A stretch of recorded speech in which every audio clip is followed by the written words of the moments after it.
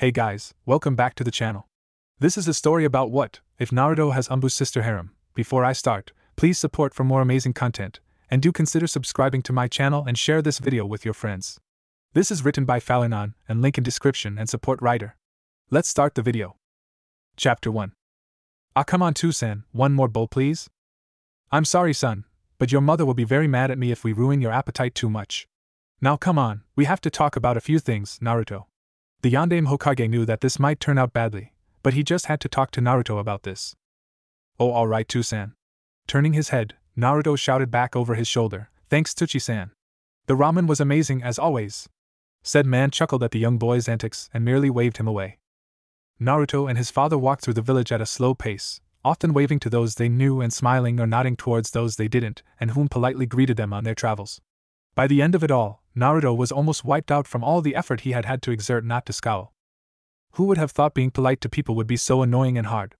Naruto certainly hadn't and looked up to his father in amazement when he barely showed any signs of fatigue. Stopping at a small wooden bench that overlooked a tiny creek in a more secluded portion of Konoha's park, both males sat down and silence reigned from there. Naruto for his part simply watched and listened to the water going along its merry way, enjoying the atmosphere about him. His father on the other hand was extremely nervous due in part to the information that he had to impart upon his son who would most certainly not take to it kindly. Finally breaking the silence, knowing he had to get this over with, the fourth said, Naruto, I have to tell you something and you're not going to like it at all. Turning his head, said 6-year-old blinked up at his father olishly, the question coming a moment later, what do you mean, Toussaint? Namikaze Minato just sighed, slumping within his seat as he tried in vain to think of some way to possibly lighten the words he was about to say. Might as well just say it, he thought.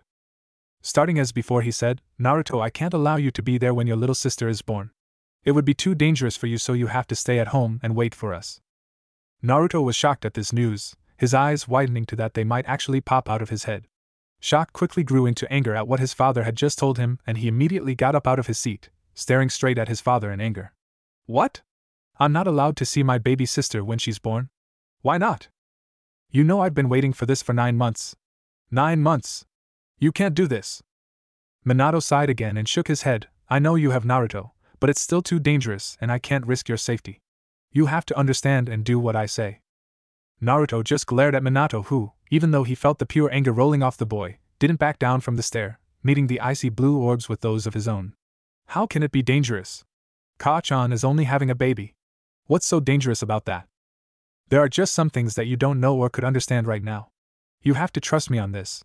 But no matter what, you will stay at home, said Minato, feeling ashamed of what he was saying, but knowing he needed to all the same. Putting Naruto in such a risky situation would not sit well on him, and would prove that he was a bad parent if he did so. Like Naruto, Kushina had been furious with the suggestion, having wanted their only son to be there at her side while she brought his new sister into the world. The great Yondaime Hokage, the deciding factor in the Third Great Shinobi War, and one of the strongest shinobi ever to grace the planet, had cowered in a corner the whole time with his hands flashing before him rapidly to try and placate his red-faced, angry wife who had cornered him like predator after its prey. After a thorough beating and one explanation later, Kushina had had to agree, albeit grudgingly, and had somewhat accepted the fact that they would be leaving their son behind at home. Compared to Kushina, Naruto was nowhere near as frightening for Minato, and he would prove it. Before Naruto began his next rebuttal, the left hand of Namikaze Minato was raised, all signs of regret gone from his handsome and smooth face, all replaced with the stern expression of the fourth Hokage. Naruto took in his now colder than ice gaze directed solely on him and gulped, instantly realizing that the blonde man was serious now, and he would do well to shut up at this point. Before him was not his father but the leader of their village, the fourth Hokage, fourth ruler of Konohagakure no Sato. Uzumaki Namikaze. Naruto, you will not be going to that birth, and that is final. You will listen to me and there will be no buts about it. The situation is too dangerous for you and this is only for your own safety. Is that understood? Naruto felt tears coming to his crystal blue eyes, his entire body shaking from the feelings welling up deep within him. He grumbled out a response, and when the response was not heard, was told to speak up. Hi Hokage-sama. I understand and will not go to Ka-chan's birth. I will stay home and nothing else. I'm sorry Hokage-sama. The hard face began to instantly melt away as Minato saw the hurt expression on his son's face. He quickly realized his mistake in transferring over to the Hokage lair, and he sighed, hanging his head low in shame for causing his son's current condition. Reaching out, he flinched when he saw the quick jerk of Naruto's body as if trying to jerk away from something vile, and bile rose into his mouth. He needed to try and fix the situation fast. Listen Naruto, I'm sorry for what I just did. I am the Yondaime Hokage of this village, but before that I am your father. I should not have used that tone, and for that I am sorry. You have to understand that as a father, I don't want my little man to get hurt in any way if I have any say in it. I do in this case, and you could seriously get hurt or worse if you went with us. I would never forgive myself if that happened. Naruto sniffled in response, the back of his hand finding his nose before failing miserably in getting the small amount of snot out of his face. It's okay too, San. I understand and will do what you say. Just please bring everyone home safe. Smiling down at his son, Minato stood up and placed a consoling hand on his son's shoulder, noting this time he didn't flinch away. I will make sure I bring everyone home safe. That's a promise. Seeing the honesty in his father's face, the smile that always spoke truth rather than deceit, Naruto bobbed his head in a gesture of acceptance. Okay too, San. I believe you. Can we go home now? Of course we can, Naruto. Taking Naruto's hand in his own, the Yondaime Hokage guided his only son out of the park, the hint of sadness still plaguing the boy's face. However, there was also a hint of acceptance for, while both weren't thrilled with the decision, both knew it had to be done. 1 week later. The family was sitting in their living room, the adults looking down at their small, blonde son as he worked over the very basics of the art of Fuinjutsu. Due to both being masters in the craft, they had wanted to share their knowledge with their son, and from what they could see, he was a born natural for it. The way he painted his kanjis, albeit slowly, looked almost like a beautiful dance as they watched the brush dance across the paper, the kanjis perfect with not a single error in their make. To say the two parents were proud could be construed as an understatement, and they pondered if they had another master of Fuinjutsu on their hands if the way he acted towards the art was anything to go by. It was at that moment, while the three were just enjoying the atmosphere and good company, that a small breeze was felt coming from the open window on the house's south-facing side. All turning their heads, they all saw a silver-haired man whose hair seemed to counter even gravity itself and a dark blue mask that concealed the lower portion of his face. He sat there, one leg bent and propped up while the other just hung off the other side of the window. With an orange book in hand and his visible eye looking remarkably lazy, Kakashi no Sharingan sat there giving only a yo in greeting. Both Minato and Naruto smiled at the scene and were about to respond to his greeting with ones of their own, but were stopped short when they all heard the loud stomping of one Uzumaki Namikaze Kushina making her way over towards the sitting figure. Both males of her family couldn't see it, but Kakashi, being the one under the woman's gaze, shivered as he saw fire burning in her eyes and a face that perfectly matched the color of her dark, red hair. Gulping, he waved at her, hello Kushina-san. It's nice to see you again. Knowing what was coming, Naruto and Minato began to shake their heads. They silently saluted their brave comrade who had ventured into the lion's den with the worst food of all, that little orange book known to the world as the Ika Ika series. The most perverted of all books filled to the brim with smut brought to you by an old pervert they all knew and lovingly despised.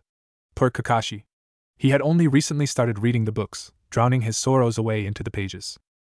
Kushina was having none of that hello Kushina-san crap, and with Kakashi being stunned and afraid for his life, the man who normally could avoid any strike due to his Sharingan that at the moment was covered up, went wide-eyed as said book was yanked out of his grip and tossed across the room to create a small impression into the wall just a foot away from Minato's face, the blond man quickly realizing he could have been killed from the force of the throw if it had hit him. You think you can come in here with that book and not get reprimanded for it, Kakashi? You and that old pervert will rue the day you came into my life with such perverted smut. Now what do you have to say for yourself, mister? While this was going on, Naruto had turned and had initially been reaching for the orange book that had slid to the floor. However, his wrist was immediately snatched up and held from proceeding any further by his father, who leaned over and whispered urgently, "Never, and I mean never, let your mother see you with one of those. It will be the death of you and possibly me." Naruto gulped and, slowly retracting his hand, stared at the book one last time before turning back to the comical scene of Kushina throttling poor Kakashi, who had seemed to have gone slack under her brutal retaliation. After many minutes and Kushina finally settling down to say hello and offer a smile to Kakashi, they all sat back down, Kakashi now nursing a sore neck while watching in horror as Kushina burnt the orange book to a crisp right before his very eyes. Being the prodigy that he was, the teenager knew not to try and save the now charred remnants of his book, or else feel the wrath of the red-hot-blooded habanero once again. From there they all made small talk while also observing Naruto's Fuinjutsu work that he had returned to after the brief interruption. Kakashi was very impressed with what he was seeing so far and gave his own little pointers now and again, since he too knew a thing or two about Fuinjutsu. It was in this happy moment that both hell and heaven decided to meet as one and strike the poor family. Feeling a tight, rippling pain across her stomach, Kushina immediately hissed at the sudden and surprising pain and instantly knew what it was from. Turning to her husband, she gripped her swollen belly tightly and nodded to him. "It's time, Minato-kun. Hearing this, said man began to freak out, but with a hit to the back of the head courtesy of his wife, he quickly composed himself better, and giving a whistle, 2 Anbu members appeared before their lord. After informing them to fetch Sarutobi Biwako, wife of 3rd Hokage Sarutobi Hiruzen, they left him. Waiting a few minutes with Kushina experiencing a few more contractions, they all heard a knock on the door. Opening it, they saw Biwako herself standing there and looking back towards his wife. Minato nodded in her direction, silently informing her that it was time to go. Kushina nodded back before turning her gaze onto her small son. Smiling down at him, she bent her knees to try and get as close to eye level with him as she could, since her large stomach refused to allow her to get on her knees. Naruto-chan, I have to go now, but I'll see you later with your new baby sister. I wish I could take you with me, but it is still too dangerous. I know you're going to be an awesome big brother, and she is going to love you so much, just as much as your father, and I love you too. We'll see you in a few hours. Naruto gazed up at her, a small amount of worry evident in his easily readable eyes. Getting up, he gently encircled her waist with his arms and nuzzled her stomach as if sharing his love with both her and his soon-to-be new sister. I love you both too, Ka-chan. I can't wait to see my sister, so hurry back. With tears in her eyes, Kushina bent over and kissed the top of his head before guiding him over to the open door where Minato and Biwako stood waiting. Wrapping his arms around his son in an affectionate gesture, Minato then ruffled his hair. You're the man of the house until we get back. I will keep my promise to you, so don't be sad. After getting an affirmative nod, Minato rose and, taking Kushina's arm in his, guided her out the house. Naruto watched them go as he stared out the window, seeing Kushina stop to ask a woman Naruto knew as Uchiha Mikoto something. When he heard a faint laugh, he sighed and turned around to face the one remaining figure in the room. Kakashi, seeing the saddened expression on the blonde's face, sighed and, moving over to him, placed a hand on his back. Come on. Let's go get something to eat. And yes, we can have ramen. Seeing some of the sadness drained from the boy, Kakashi couldn't help but smile, knowing that no amount of money he might spend that night was equal in comparison to the happiness of the young, blonde boy before him. Naruto had just finished off his 10th bowl of ramen, astounding all those present beside Tsuchi, his daughter Ayame, who was roughly the same age as Naruto, and Kakashi, who had known that his wallet would be significantly lighter after that night. Slurping up the last of his broth and wiping his face with the back of his hand, Naruto gave a satisfied exhalation of breath and grinned towards the ramen chef. Amazing as always, Tsuchi-san. As always, the older man just beamed at the compliment from his favorite customer. Getting up from his stool, Naruto made his way out of the shop and, deciding to follow, Kakashi was about to leave as well when he heard the clearing of someone's throat and turned around, saw Tsuchi holding out his hand waiting for his payment. Grumbling softly to himself about Uzumaki's and their damn bottomless stomachs, he coughed over the money and exited the shop. Upon leaving and looking about for Naruto, his visible eye immediately opened as wide as can be at the sight before him. There, talking animatedly with Naruto wearing a tight, green, latex outfit, was none other than the eccentric Might Guy. What scared Kakashi even more was the fact that in the teen's hands was a second latex outfit that was flowing with the wind in all its terrible, atrocious glory. Immediately racing over, Kakashi grabbed Naruto by the arm and began trying to drag him away, not wanting him to get any bright ideas with that horrible outfit. Kakashi, my rival, how are you on this youthful night? Yelled out the loud Might Guy as he stopped the pair from wandering off. Oh, we're doing fine, Guy. I just need to get Naruto home so that we can go over a bit more of Fuinjutsu, answered Kakashi quickly, trying to escape the current situation. Naruto just watched the event unfolding before him and was still looking at the green outfit he had been offered in curiosity when he heard Guy reply directed towards him. Fuinjutsu? Such a youthful art Fuinjutsu is. You must be filled with youth, young Naruto-kun. I should come along too to watch your youthful practice.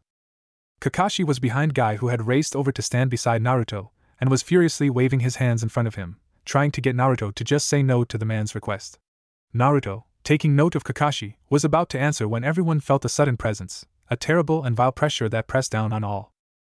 Immediately alert, the Jounin and Chunin looked around, wondering where the pressure was originating from, but snapped their heads around when they heard the soft and sorrow-filled voice of Naruto. Ka-chan. Both boys knew of Kushina's upcoming pregnancy as well as her status as a Jinchuriki, so upon hearing this, both older boys knew something must have happened. Guy, being the faster of the two, raced off towards the Hokage Tower where many others would be gathering for information. Kakashi turned towards Naruto and quickly walked over to him. Placing a hand on his shoulder, he said, Naruto, I'm sure your parents are fine, but right now we need to get you to it. Was here that all hell broke loose in the village, because out of nowhere appeared the very figure that was feared by all in the elemental nations. A Biju, and most importantly of all, the most powerful of them all, the Kyubi no Yuko, nine-tailed demon fox. The great beast, its muscles rippling under the thick orange fur that covered its body, stood for a moment before suddenly sending one of its great paws forward, destroying a building to smithereens with just strength alone. Standing atop the wreckage, the Kyuubi surveyed the area around it, nose flaring before its slitted, dark red eyes fell upon the small, blonde-haired boy near the ramen shop. Terrified under the gaze he was receiving, Naruto shivered uncontrollably and his fright increased tenfold when the beast spoke, "You boy." Kakashi moved faster than he had ever done in his entire life. Wrapping Naruto in his arms, he began a furious sprint away from the area, away from the menacing nine-tailed beast staring fixatedly in their direction. When the beast began to channel chakra into its mouth, forming a small purple-hued ball that seemed to vibrate with power, Kakashi knew he wouldn't escape this and muttered, "Shit," knowing his life was at its end and more importantly the life of the small boy in his arms. The Kyuubi let loose its condescend ball of chakra, its Baijodama, tailed beast bomb, and sent it hurtling towards the pair, trying in vain to get away from the attack. Right as it was about to hit, with Kakashi thinking his life forfeit, the air seemed to ripple, black markings expanding out from a single point, and seemed to literally suck the huge purple bomb until nothing existed but a few wisps of smoke. Off in the distance, everyone heard the huge explosion, its bluish-white aura lighting the night sky for a few seconds before slowly fading away back to darkness. Naruto looked up, his face having been buried in Kakashi's flak jacket, and felt his body stiffen and his eyes go wide, for there, standing before them, with his white and red-trimmed Hiyori flowing about him, stood Namikaze Minato in all his splendid glory. The man looked first at the enraged Kyuubi before turning his head to glance back at his son. One lone tear escaped Minato's fire-lit face, and what Naruto heard next would deeply haunt him for the rest of his life. "I'm sorry, Naruto, I couldn't keep my promise," and then giving his son one last, sorrow-filled look, he turned his gaze back onto the rage-filled beast before him. Right as he was about to attack the demon, a thick adamantine staff burst into existence, and plowed into the side of the Kyuubi, sending it away and crashing into the forest beyond. A split second later, the third Hokage appeared in a flicker, accompanied by 4 of his personal Anbu. Minato smiled sadly to the older man and spoke up, "I'm glad you could join us. I'll take care of everything now. Please protect the village." With a yellow flash he was gone, leaving behind grim-faced men. Turning to Kakashi, Hiruzen bellowed out, "Kakashi! Get young Naruto back to his home, and keep him safe. That is your mission, and you will not fail." Kakashi saluted his superior smartly, and shifting his eyes to his young charge, felt a lump rise in his throat as he saw the scene. Naruto was on both knees, his arms limply hanging from his side as he stared at the place where his father had been just moments before. The look Minato had given had been permanently imprinted into his brain along with the words associated with it. 2 streams of tears cascaded down his face as he shook, sadness filling his soul to the brim, and anyone listening would have felt their hearts wrench as they heard the soft, almost inaudible words spoken, "Tusei Ka-chan." Kakashi moved over and gently lifted Naruto once again into his arms. From there he jumped atop the rooftops to the boy's home. Kakashi, who had always held the same indifferent and detached look after the loss of his 2 teammates, who never seemed to show any form of emotion, who always seemed to feel empty inside, now cried. He wept openly as he moved deeper into the village, feeling no shame in doing so, a river of tears flowing down from his exposed eye as he jumped from rooftop to rooftop. Ever since his father had died, ever since his 2 friends had died during the war, Kakashi had only found solace and love in life from his sensei's family. They were all he had left in this world. His friends were there, of course, but for Kakashi, Minato had always been like a father after his own had passed away. If anything happened to them, he would almost certainly break apart from grief. Sprinting across the rooftops, Kakashi held the 4th's legacy, a boy that was much a son to the 4th as a brother for Kakashi, and he would be damned if he didn't protect him with his life. The great Kyuubi was beyond enraged at the moment. His body was wrapped tightly beneath layer upon layer of glowing metal chains that didn't seem to budge one bit, even with all the force he put into trying to break them. Before him stood the 2 simple humans he had grown to despise over the years. One was dying, lying there with her arms wrapped around the tiny bundle of her daughter. The second was flashing through hand seals so fast that even an accursed Uchiha would not be able to keep up, performing the numerous seals required to perform the Reaper Death Seal.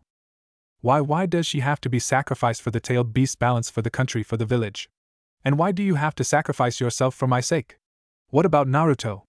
How will he feel being left behind? Cried the woman, who then immediately began to pant under all the effort. To forsake one's country and one's village is the same as forsaking one's own child. You whose birth nation is no more know that all too well. How harsh life is for those without a land to call home, besides which our family, Naruto included, are ninja. At this Minato paused, letting Kushina think over the words. Finally, even if I were to live, I'd lose out to you and this surprised Kushina. Even though you won't have much time with her, there are things only you can tell Rina, things that I can't. She would never understand me.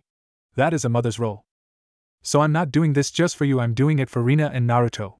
I will die for my children. It is my duty as their father. With that, Minato whirled around, facing the Kyuubi head-on. With a swipe of its hand, the Death God shot its hand through Minato's soul and in turn his body, the hand shooting forward to grab at the Kyuubi's paw and its very essence beneath. Yelling out, Minato finally completed the ceremony. Fuin! And with this exclamation, half of the Kyuubi's very being began to be dragged away from its body, forming a ball of pure chakra before rocketing through the air and straight into the stomach of Minato. Minato stumbled back, the force of the hit forcing him back. After the initial experience was over and Minato's body had snapped back from the chakra roiling inside him, a seal formed upon his stomach. My body's going numb, I can't believe how heavy its chakra is. Throughout this moment the Kyuubi's body began to shrink in size, becoming half of what it had truly been, and it roared out in protest. The chakra chains from Kushina still held it in place, but they appeared to be much looser than before. Why you? Yondaime Hokage! The beast roared at the man who had turned his back on it, and began to slowly and painfully walk over towards his wife sitting on the ground. All right, now for the 8-sign sealing to seal the rest of 9 tails inside Rina. Dropping to his knees, he pushed his hand to the ground and summoning a small, pillow-clad pedestal surrounded on all sides by burning candles, took his daughter from Kushina and laid her down upon the small surface. A ritual altar!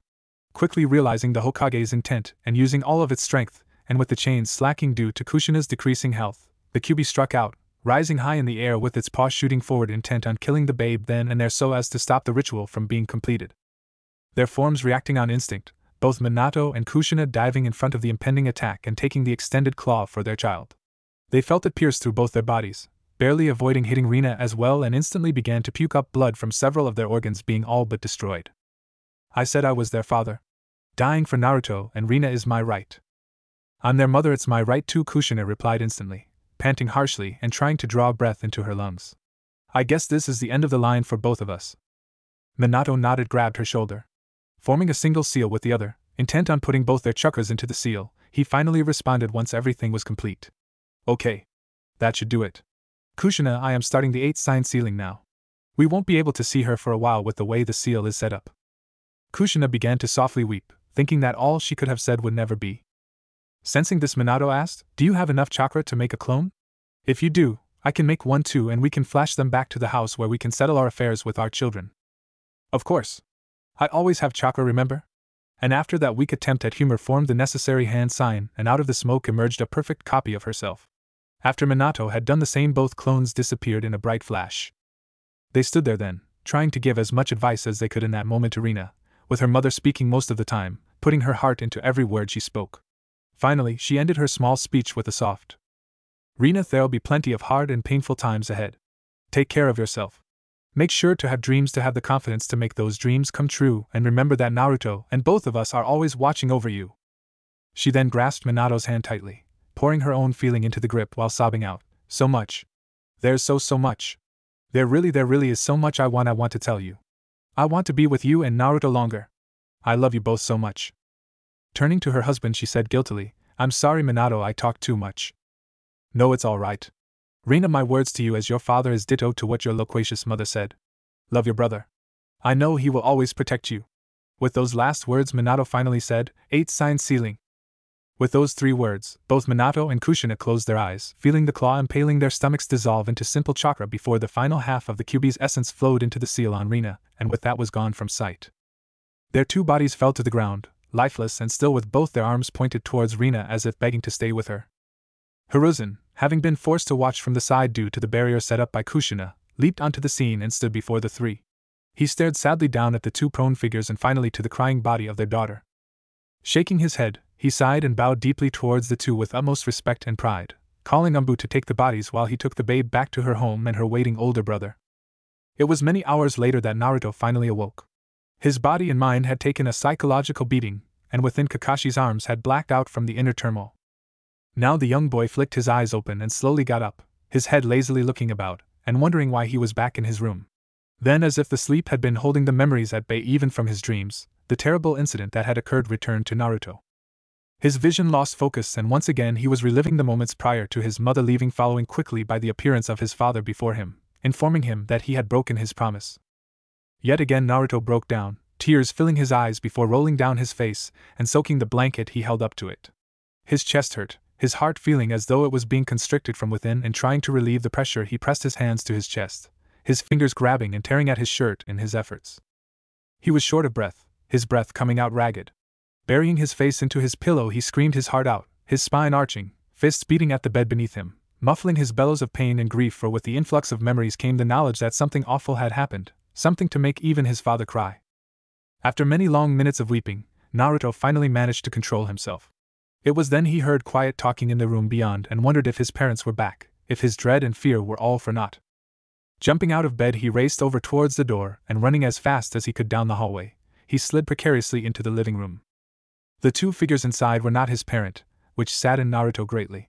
Leaning back against a nearby wall with his arms crossed was Kakashi, lone eye showing the great sadness he was feeling concerning the news he had just received. The other member of the room, smoking his pipe slowly and sitting on the couch, was the third Hokage, who glanced up as he saw Naruto standing there. "Oh my dear boy, how are you?" the third Hokage asked, genuinely curious as to how the boy felt after seeing the Kyuubi up close and personal like that. The memory alone was enough to make many people go insane from just the pure terror that the beast could instill. Naruto ignored the question and gave the previous Hokage an icy yet fearful glare. "Where are Toussaint and Kacchan?" Sighing, Hiruzen just rubbed at his eyes, small traces of tears filling in at the corners. "Naruto, there is no easy way to tell you this. Tonight was a hectic time for all of us, and within that time there were many heroes who lived and many heroes who gave up their lives. Your parents were part of the second group, for in doing so, they knew that they were protecting the village and more importantly you." There it was. There was the truth he had sought. His parents were dead. The parents he had loved for 6.5 years, the parents that had cared for him, looked after him, the parents that had loved him possibly even more than he them, were dead. He couldn't take it. He couldn't take or accept the thought that his parents would no longer wish him good luck at the academy in the mornings, would no longer help him with his mediocre skills in Fuinjutsu, would no longer be here with him. Who would love him now? Who would he love now? He just couldn't take it. The boy broke down then, and Kakashi immediately moved to Naruto's side, crouching to one knee and guiding the blonde's face gently into his flak jacket. The man wasn't very skilled in consoling people and had dealt with personal issues stoically alone rather than get help from others. Still, he tried. "It's all right, Naruto. Don't be ashamed to cry. It's all right to feel sad right now, and I completely understand, trust me. The loss of one's parents or any loved one is hard, but let me ask you this. Would your mother and father really want you to be crying over them?" And he waited for a small shake of the boy's head before continuing. "No, they wouldn't. They'd want you to put a smile on your face and grow up big and strong just like your father and as kind as your mother. You know that." Kakashi held the boy close, gently rocking him for several minutes, the only sound in the room being the sound of weeping. Hiruzen looked down sadly at the boy, someone he had come to look at as a grandson of sorts. This was a terrible loss for the now poor orphan, for the pain of losing one parent was great, but the pain of losing both at the exact same time was excruciating. He would know. He had experienced the same in the First Great War when his parents had been sent out on a scouting mission and had never returned, later to be informed of their ultimate demise at the hands of Kyumo shinobi. After several long minutes, Naruto seemed to have calmed down enough, the sound of his crying diminishing into soft whimpers. Realizing that the boy needed something in his life, something to hold on to, Kakashi carefully removed Naruto's head from his jacket until he was staring down into the boy's face. His nose was dripping, his cheeks were red, but most of all those oh-so expressive eyes, the same eyes as his father, showed the pain, showed the insurmountable sorrow he was dealing with and would continue to deal with for quite some time to come. Naruto, Kakashi started gaining the boy's attention. "I need to show you something. Are you up for it?" The blonde blinked at that, his overloaded mind barely comprehending the words. Finally, after the words had sunk in, Naruto nodded. Seeing this, Kakashi rose slowly, taking Naruto's hand in his own. From there all three, Kakashi, Naruto, and Hiruzen, moved down the small hallway and stopped just short of the guest room at the end of it. Placing a finger to his lips, Kakashi bid Naruto to be silent before he quietly opened the door, moving in with Naruto and Hiruzen trailing behind the masked man.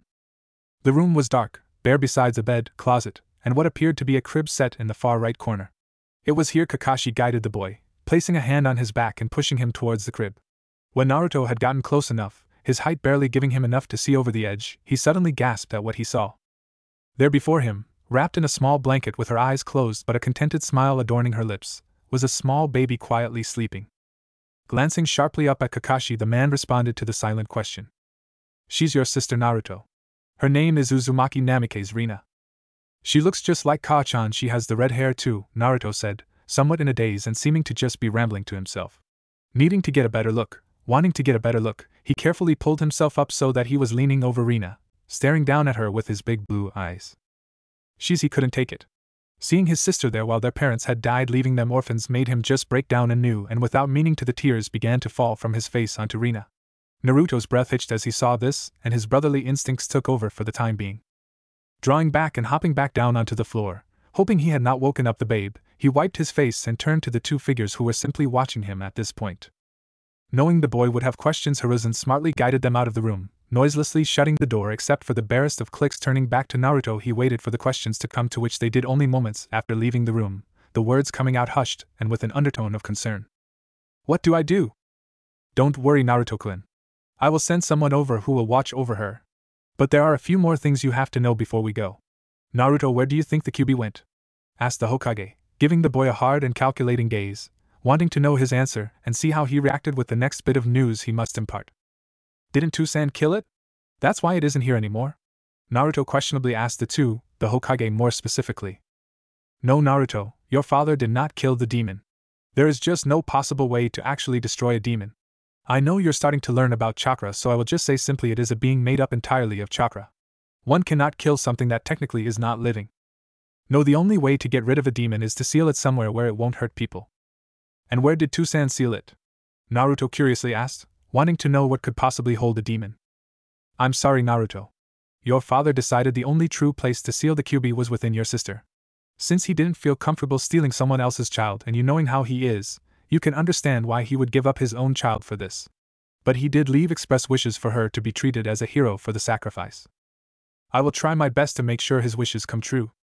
Naruto was stunned speechless, but the shock of it all quickly passed, and in its place remained the totally serious demeanor that marked the protective instincts of an older brother. "And she is not the demon?" "Good heavens, no!" Hiruzen hastily responded, not wanting him to get any ideas. "She has it stored in a seal inside of her, but she is definitely not the demon. This is your sister, your one and only sister. This raises another point I have to make. The other villagers might not see her as such and only see the demon, so there may be attempts on her life. I will keep a squad of my men here 24/7 around your house so that she is given the protection needed. I will not allow her to come to harm." "Neither will I. She is my little sister, and I will protect her no matter what," replied Naruto firmly and without hesitance, the set of his jaws and the flash of his eyes showing his conviction. Clapping him on the shoulder with pride, Hiruzen smiled down at the blonde. "That's the spirit. And if you want to protect her even better, you should focus on your schoolwork and growing up to be a fine young ninja. But remember this, and remember this well." Hiruzen's voice lowered significantly. "No matter how strong you are, there are always those out there that are stronger still, so know that there is never a complete guarantee that even at your best it is enough. Train with the thought of always needing to improve. Never let your best truly be your best. Always train like that, for, with someone to protect, anyone no matter the situation can grow stronger because of it. There's nothing you can't accomplish if you do." It was after this that all decided to get some rest, and both giving the boy a hug, Kakashi and Hiruzen quickly departed the house, leaving behind two new orphans, young boy and his newly born baby sister. It had only been a week since the Kyuubi attack, and already life was very different for Naruto. The very first day after that terrible night, the house was plagued with attacks on an almost hourly rate, people demanding for the death of the demon child, and only with the help of the family's Anbu guard was Rina not hurt in all of this. While all of this was going on, Naruto had had to deal with one attempted murder by the woman sent to take care of the family. Naruto had discovered her with a small knife concealed under a blanket and quickly called on Anbu to stop the situation before it had even started. All the property and belongings of the now deceased parents had gone to Naruto and his sister. Going through all the rooms, Naruto had then discovered two envelopes neatly beside one another on his parents' bed. Upon reading his father's letter, he had begun to cry, and upon the second from his mother, he had broken down in both happiness and sorrow. "Dear Naruto, if you are reading this, then I did not survive the fight against the Kyuubi as I thought. I managed to use the last bit of my chakra to form a clone to write this letter, so please pay attention to what I have to say. I sit here writing, thinking about your beautiful mother clutching our angelic daughter and your sister, and know that I would happily give my life for them. It is the job of a father to protect his family, and if he has to make the ultimate sacrifice for them, he would gladly do so. Under the circumstances, I have done just that, and my only regret is leaving you behind without your parents. Know that I am extremely sorry that I had to leave you in such a way, but remember that family and friends are everything. Do not go through life fearing, but be brave and strive to protect those you love and cherish. I know life will be hard for you right now, but you have to be a strong man and fight through it all. I know you can. I believe in you. Now with what I am doing, I will be leaving your sister holding a great burden on her shoulders. Please tell her that I love and loved her with all my breaking heart as I write this letter. If there were any other way to rid us of the Kyuubi, I would have gladly done so. Since there is not, I have to simply ask this. How could I sacrifice someone else's child when I cannot do so with my own? It would be barbaric for me to do so, and I cannot stand that, so I sealed the Kyuubi within her, believing that, after looking after you for these 6 long years, she would be able to handle it herself, and with you to help I'm sure she will. Both you and her mean the world to me, and I could not live with myself if something bad were to happen to the both of you. That is why I warn you now. The night of the Kyuubi attack was no coincidence. There was a man within the shadows of it all, but do not go telling this to anyone besides the current Hokage. He had on a mask with an orange spiral, and surprising of all, he had the Sharingan within the lone eye hold on the mask. I know it may sound preposterous and confusing to you, but tell the Hokage that I believe the masked man behind summoning the Kyuubi into our village was none other than Uchiha Madara. Be wary in the future, for he might come to strike again and regain possession of the Kyuubi, putting Rina in grave danger. That is why you must practice hard and become the best ninja you can possibly be. I believe in you as I always have, and believe you will rise to the occasion and protect your sister. There is so much more I wish to tell you, Naruto, about how proud I am to be your father, about how you mean so much to me, but I'm running out of chakra and can't write it all down. Grow up big and strong. Your mother and I will be watching over both you and Rina for so long as you may live, and will gladly open our arms out to you when you come to us so that we can once again be a family. I love you, Naruto, and I will love you always. P.S. Attached to this letter is another I wrote for Rina, so please give it to her when the time is right. Also, there is a book on the bookshelf labeled The Tales of the Utterly Gutsy Ninja. It has instructions within that will lead the way to our secret room. Use it well. With a loving and broken heart. Your father, Namikaze Minato. Yandame Hokage no Kanahigaku no Sato. Batting at his eyes, trying to halt the flow of tears threatening to overwhelm him, Naruto then moved to the letter written by his mother. Nara-chan. I so wish I did not have to write this letter. As your father, I managed to scrounge up enough chakra to make a clone to write this. But a clone can still cry, and I'm doing so every moment I write this letter to you. Naruto, I love you so much. I wish I could be there with you too as you grow up to become adults. I wish I could be there to help you get dressed for your first date, or make you a cake to celebrate you becoming a ninja. I wish I could be there for you to see you get married and watch over all the grandchildren you would give me. I wish for so much, and yet cannot have any of this. Know that if there were a way, I would happily give anything to be with you and Rina again. I love you both so much my heart hurts just thinking about it. With the time I have left, here are a few things I have to say to you, my dear little Nara-chan. Don't be a picky eater. I know you love ramen, but that sort of food won't let you grow up properly, and could even stunt your growth with the lack of nutrition, so try to eat more healthily. Make sure you bathe every day and stay warm. Don't stay up too late so that you can get plenty of sleep. I also want to hear about all of your friends you make in your life when we see each other again someday. You don't need a lot, just a few that you can really trust. Make sure you study hard, and when studying to be a ninja, don't focus on one type of art, but try and learn as much as you can from all of them. Your mom was bad at this, but I know you actually like learning, so I have hopes for you, unlike me. No matter what happens in the coming years and with our deaths, please don't get depressed, okay? We know you are sad right now, but we never want to see you like that. Be a big boy, put a smile on your face, and remember all the good times we shared together. You have to be strong for Rina, and you don't want her to see you sad, do you? Respect everyone around you and make sure not to become arrogant, because that is something that can lead you down the wrong paths in life. Regarding the 3 prohibitions, please don't take after your perverted godfather. Be extra careful about loaning and borrowing money. Make sure you save money from every mission, and don't start drinking until you're 21. Make sure to drink in moderation when you do, because too much drinking is bad for your body. Most of all though, even though I'm a girl and don't really know much about this, at some point you'll notice girls, and that's completely normal. Just be careful that you don't fall for the first girl that comes your way, because she might not always be the one. Find someone like me who would love you with all her heart, and give up everything just to be with you. If she is able to do that, you know you found the one for you. Nara-chan. Just like I will tell Rina, there will be many challenges ahead of you, and many will not be pleasant to go through. I have to inform you that those with the demon sealed within them are known as Jinchuriki, also known as power of human sacrifice. They hold the demon inside in check and make sure they do not get out. I was one of these people, and even if I had survived the Kyuubi attack, I would have died due to one important fact. All Jinchuriki die when the demon inside of them is removed. It is just a cold, hard fact, so make sure you watch over Rina. As someone who is like Rina now, I know the difficulties of growing up with such a heavy burden on my shoulders. She will need someone there for her to protect her, so please be there for her. If she needs a shoulder to cry on, be that shoulder. If she needs a hug, offer that hug. I know you will look after her and love her just as much as we would. I so very much love you, Nara-chan, and I can't even describe it into words. Fight through everything and come out strong just like your mother and father.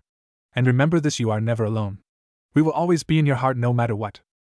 We both love you with all our hearts, Naruto-chan. We will wait for you, but make sure you don't come too early.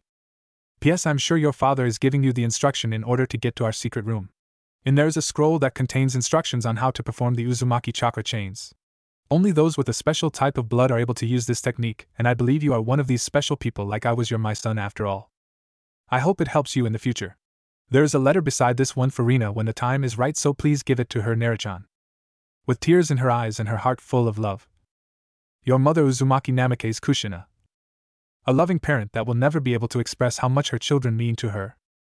At this, feeling the emotions rolling from the letter, Naruto curled up into a tight ball at the front of his parents' bed and cried his eyes out, ridding himself of every sad and sorrow-filled emotion associated with the loss of his parents. After purging his body slowly of the negative emotions, Naruto read over both letters twice more before laying them down. With his eyes hardening, the resolve clear behind those strikingly blue eyes, Naruto stood up, his eyes and cheeks still red from his weeping, but no more tears escaped him. He would do as his parents asked him and would become stronger to protect those that he cared about, especially Rina. Remembering what both father and mother had told him, Naruto made his way over to the bookshelf and, removing the indicated book, flipped it open. There, folded into a neat bundle, sat a folded-up piece of paper. Unfolding it, Naruto read through the instructions on how to reach the secret room hidden in the small library of their house and what to do in order to access it. Stalking to the library, Naruto moved over to what seemed like a blank wall, the surface smooth and unblemished. As instructed, he nipped his thumb and, trailing a streak of blood across the wall, watched in fascination as the blood seeped into the wall.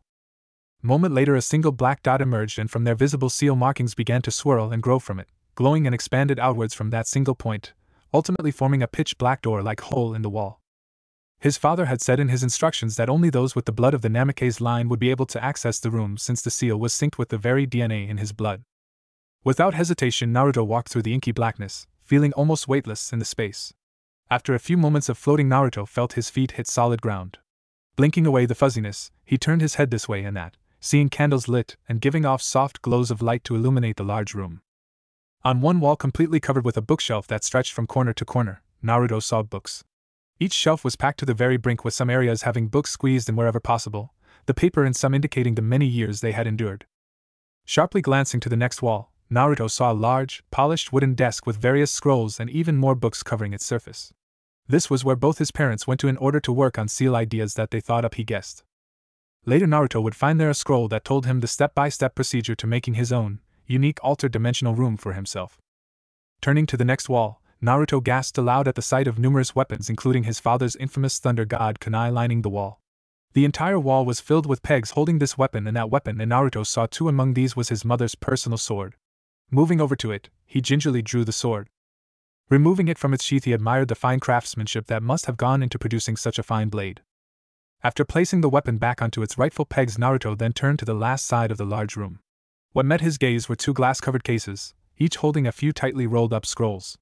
Upon further examination, Naruto could read that one read Uzumaki while the other read Namikaze. Moving first to the Uzumaki case, Naruto discovered the adamantine sealing chain scroll as he had been told, in addition to the scrolls of their clan's fighting technique, as well as everything he would need to know in the art of Kenjutsu.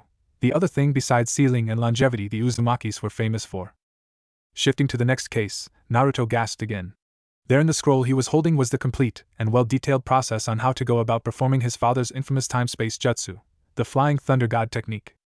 Tightly rolling that scroll up, knowing he would definitely come back to it, Naruto then read over the scroll containing the process on how to make the fourth creation, the Rasengan. After that, as before, he was given a scroll containing the much faster fighting style of the Namikaze clan. Ending his tour of the place, he knew he would definitely be coming back here, not only for himself but also as a place to keep Rina safe in case of danger, since the room was virtually indestructible according to his father.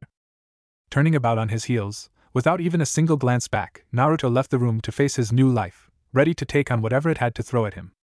Naruto now had a new purpose in life. Every day he would go to the academy and learn what he didn't already know with clear attentiveness before racing home to his sister. When not being able to attend to her, Rina was now being watched over by a family friend, Uchiha Mikoto, who upon each visit brought along her young son, Sasuke, who bubbled over in laughter whenever he saw Naruto. After spending time with Rina and performing the Kage Bunshin no Jutsu he had recently learned from one of the largest scrolls in the room labeled the Scroll of Seals, he would watch over his sister with a clone while he moved off to the secret room to study. The entire room was chock full of books containing information on the art Fuinjutsu he had just started prior to the Kyuubi attack, as well as countless other subjects. Spending 3 hours in there, busily reading over the dusty manuals and numerous scrolls and books, he would then head outside the house and perform the various katas of his parents' fighting techniques, wanting to learn them both in order to pay respect to his fallen heroes and parents. After this, for the last 2 hours until nightfall, he would practice his katana and throwing skills, and aided by both the Kenjutsu scroll as well as the occasional interference courtesy from one of the Anbu set to watching over his family, Naruto began to grow in his skills with weapons. He had refrained from using his father's special kunai for the time being and instead stuck with his mother's sword. The sword was a thing of beauty and was how his mother had gained the name of red-hot-blooded habanero in conjunction with her dark, red hair flowing out behind her as she entered the battlefield. Washing up after his intense day, Naruto would then spend his free time cooking dinner for Rina and himself, playing with her for a time after before sending her off to bed. When she had grown older, she would always pout at this and always managed to convince him to let her sleep with him in the master bedroom, which he had taken over after his parents had passed away. How could he say no when she gave him that adorable and heart-melting puppy dog look? He could never say no to her. This schedule continued on for many years, and Naruto easily graduated the academy at the age of 11, nearly 12, and then 6 months later passed the Chunin exams held in Sunagakure, village hidden in the sand, with his team, and was the only one among them to be promoted to the rank of Chunin for that first run. He had desperately wanted to continue working with them, but his newest responsibilities as a Chunin didn't offer him much time. This rankled Naruto even more because he craved more time to spend with his sister, who was growing up so fast. He knew she could take care of herself for the most part now, but he still worried. There had been the awful night to which Naruto had taken his first kill. 3 years prior. Naruto was walking back in from a longer than usual workout outside, his mother's katana now firmly strapped to his back so as to give him maximum movement. Readying the stove and hoping Rina wouldn't be mad at him for starting dinner so late, he almost didn't notice the lack of the usual Nissan that he often heard from his little sister. Finally noting the absence, Naruto turned around and began looking about for her in case she might be starting another one of her hide and pounce games with him. Placing his sword on a nearby table, he moved from room to room, peering in before moving on after not finding her. Finally, upon reaching her door at the end of the hallway, Naruto opened it, and was stunned to what he found. Lying on her bed with her feet being bound together so as to force her to remain still, a large figure loomed over the bed. His appearance was like that of every other Anbu member Naruto had ever seen except that on the right shoulder that held the usual marking for Anbu. This one had a different marking that reading the word Na. The figure seemed to notice the entrance of the boy and spinning around, launched 4 kunai in Naruto's direction. Reacting quickly, Naruto rolled to the side, the door taking the hits and splintering on contact with the sharp weaponry. Rising from his position, he launched himself at the masked figure, wanting desperately to get the person away from Rina. All he got was a kick in the face for his efforts, and he crashed into the side of the opposite wall with a loud crunch, some furniture being destroyed as it had been in his way. Picking up one of these broken pieces, Naruto flung it at the person, watching it sail right past him without harm. Giving a malevolent snarl at the figure and forcing the pain down, Naruto once again moved to his feet and, jumping forward, lifted his right fist up high and aimed for the mask covering the figure's face. Yet again he was stopped and blown away, but in the same process, the man took a step back to prepare himself for the impending attack. This happened over and over again, the figure stepping back a step and Naruto being sent flying away. However, no matter how painful this was, it was not nearly as painful as the thought of losing his sister. Enraged by this thought, and not wanting to fail his parents, Naruto raced forward one last time, his eyes only seeing red in his maddened and slightly crazed state, and with his movements quickened by stone-cold fury and desperation, he managed to score a devastating shove to the figure's chest. This was not what had made Naruto give a grim smile. No, it was the fact that with that push backwards he had sent the figure's body straight back into the pointed tip of the broken piece of a desk leg that Naruto had thrown close to the beginning of the battle, the leg impaled in the wall. He watched grimly as a thin trickle of blood escaped down the figure's front, coating the black clothing red even though the blood was so dark one could barely see it staining the clothing. The sharp leg had pierced the figure's heart, and had instantly killed the intruder. Naruto slumped over, exhaustion finally creeping into his body after the high caused by the adrenaline coursing through his veins had died down. Weakly, he opened one bruised over eye and stared at the now dead, masked person. Realizing what he had done, how he had just killed a human being, Naruto felt like he was going to vomit, but quickly rationalized the whole thing out, telling himself that if he had not, Rina and himself might have died this very night, or worse. Still feeling uneasy about the whole thing, Naruto rose slowly from his position and, limping, made his way over to Rina's tied-up form. Her eyes were wide and tear-stained, but once Naruto managed to untie the bindings, she leaped into his arms, her own wrapped tightly around his body, so tightly that she seemed never to want to let him go. "Ni-san!" I was so scared. She cried into his shoulder. Remembering his mother's words faintly, he let her do so, knowing perfectly well that if his mother hadn't told him that he would have done so anyways. Lying there together, they took comfort in each other's presence and slowly relaxed with it. Realizing that she was now calm, Naruto then ran with Rina in hand to the Hokage tower where he informed Hiruzen of everything that had transpired. Needless to say, the Hokage was furious and ordered an immediate investigation. After being informed that the team watching the house had been found dead, their bodies left in some nearby bushes, the Hokage then asked if Naruto remembered anything about his attacker whose body had not been found at the scene of the crime.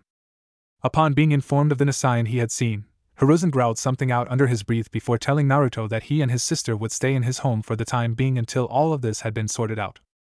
Bowing in thanks for his kindness, the two made their way home to pack up a few belongings and clothes. Once done, they left and, with the Hokage guiding them, made their way to his home where they settled in, waiting for 2 long weeks before they were allowed to return to their home. After that night, Naruto had worry for his sister on a daily basis, knowing the way the villagers spoke about her and even him on occasion, calling him the brother of that demon child.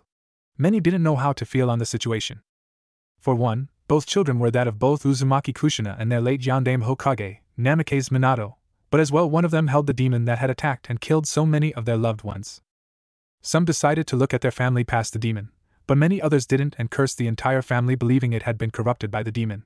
It was at the tender age of 12, almost 13, that Naruto finally thanked Kami that he had gone over every facet of Konoha's legal system. And of course all thanks were to be given to his clones. 6 months later.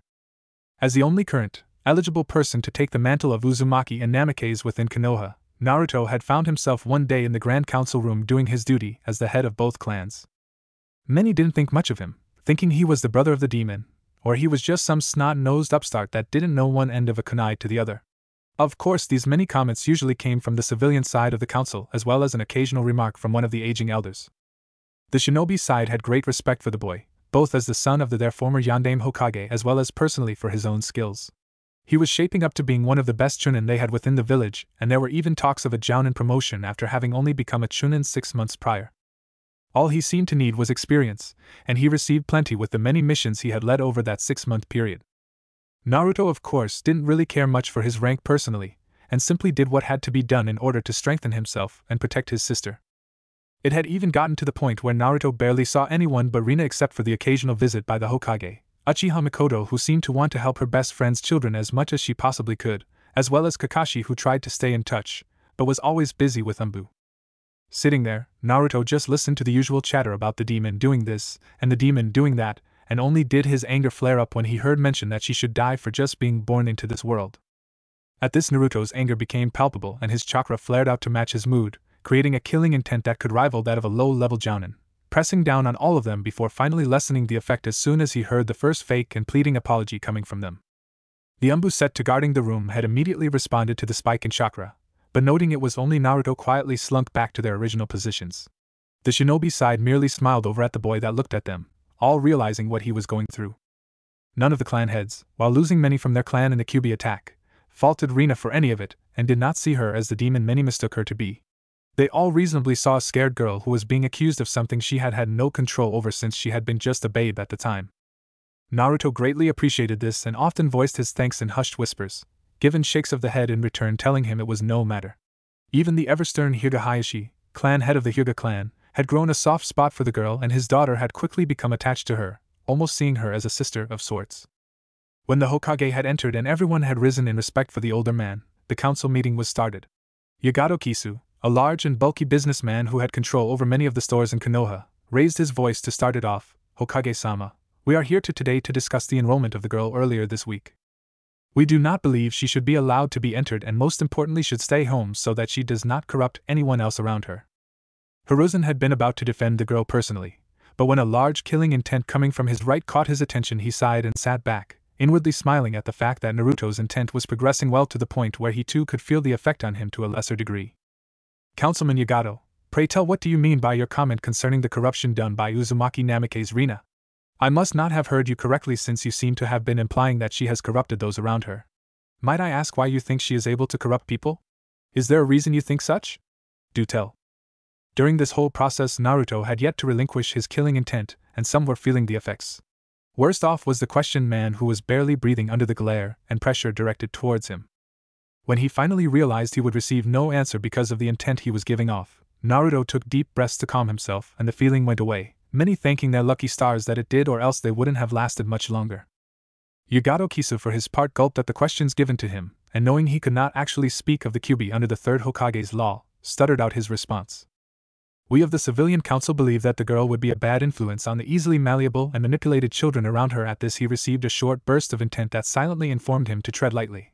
I mean, we just don't believe she would be a good influence on everyone is all. We just worry about our children's safety. We can't be faulted for that. Hiruzen knew better than to interrupt the current conversation and merely let it unfold. I see. So you think she is a bad influence then? You worry about your children's safety? That is perfectly understandable, Councilman Kisu, and I can completely relate to your situation. Through all of this, Naruto spoke with a leveled, icy tone, his eyes shifting to dark cerulean so that his eyes matched his tone. Hyuga-san, might I ask if you believe my younger sister, Rina, is considered a bad influence on your daughter and clan heir, Hyuga Hinata?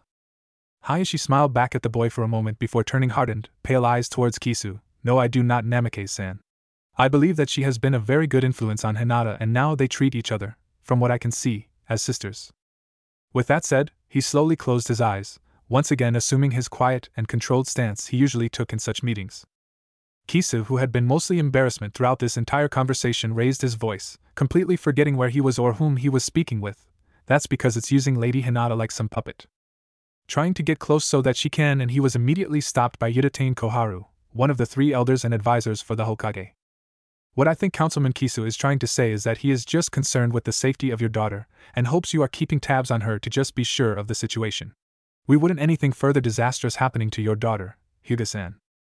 She had intervened at a very crucial point, for if Kisu had insulted the Hyuga clan in such a way, then the entire clan would be out for blood and a possible upheaval could occur. Hayashi had opened his eyes once more and was staring harshly over at Kisu, his eyes activated into his family's famous Byakugan with bulging veins formed around his pale eyes. At the remark given by Koharu, his attention snapped to her when she implied the situation concerning his late brother and the attempted kidnapping of his own daughter for their bloodline, the Byakugan. He stared at her long and hard before nodding his head. I have been watching her, and will put all my confidence within the young girl. I trust her and trust her in the company of my daughters. Knowing they should move away from such a dangerous waters or risk further complications, Hiruzen then spoke. Are there any more potential reasons to keep young Rina-chan out of the academy? One of the other elders, a man by the name of Danzo, whose right half of his body was completely bandaged over, spoke up. Yes, Hiruzen. I believe I have something to add. Naruto had never liked this man, although he didn't have any real reason to do so besides feeling weary around the old man. When he heard how he had addressed the Hokage, Naruto's voice cut through the room while staring straight into Danzo's visible eye. That is Hokage-sama to you, Elder Danzo.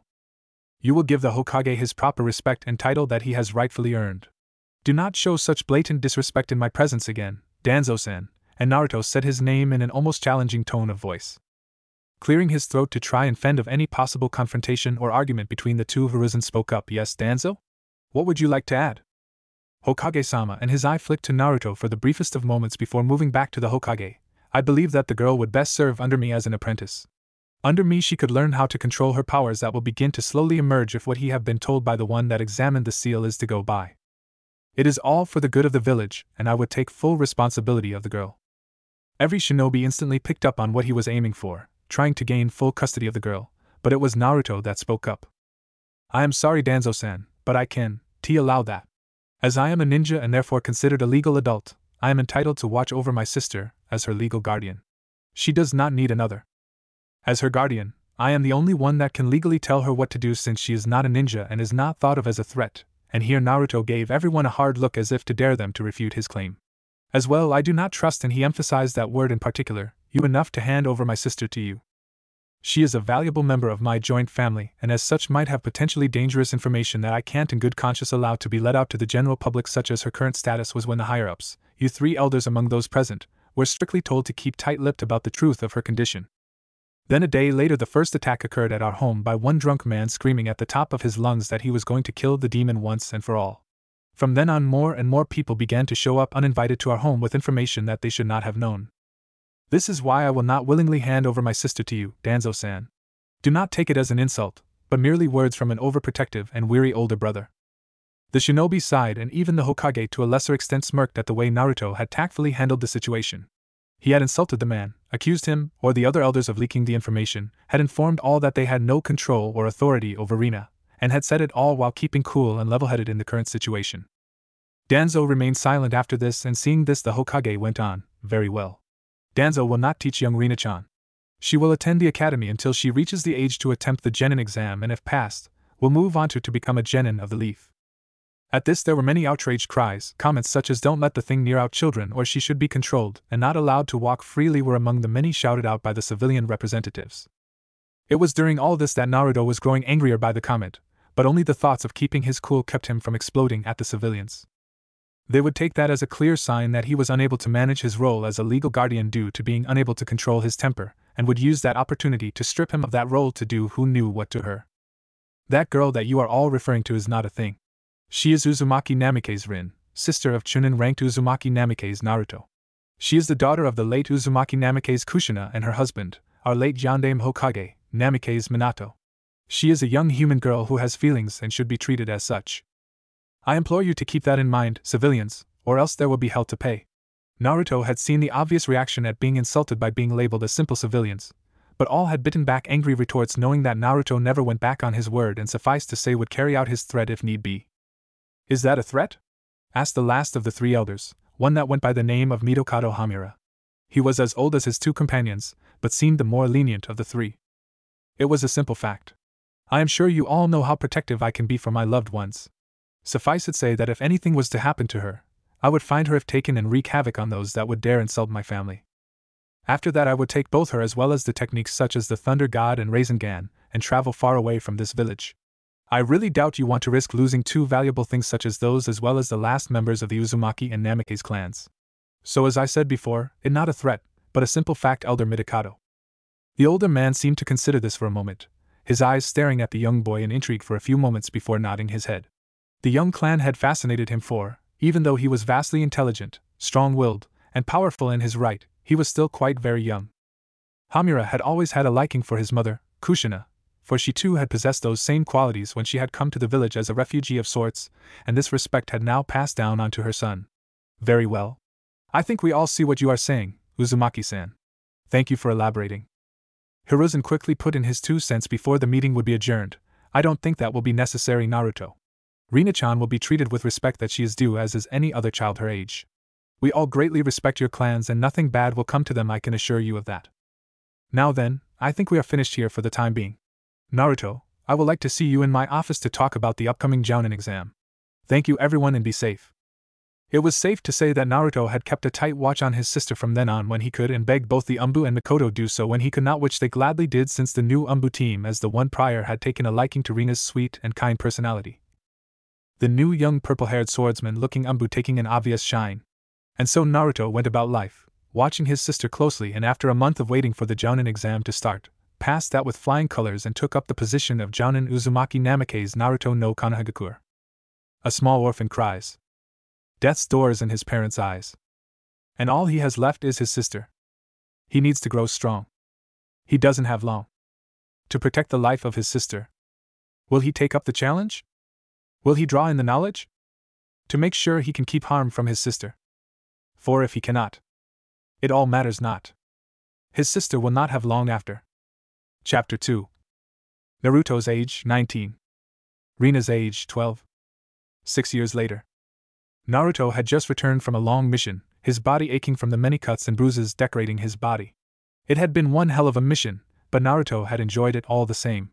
The original A-rank mission had been to simply investigate and intercept a group of mercenaries set to kidnapping a nobleman's daughter and using her as ransom. That had changed upon contact with the enemy. All information gathered had indicated there would only be around 50 of the miscreants.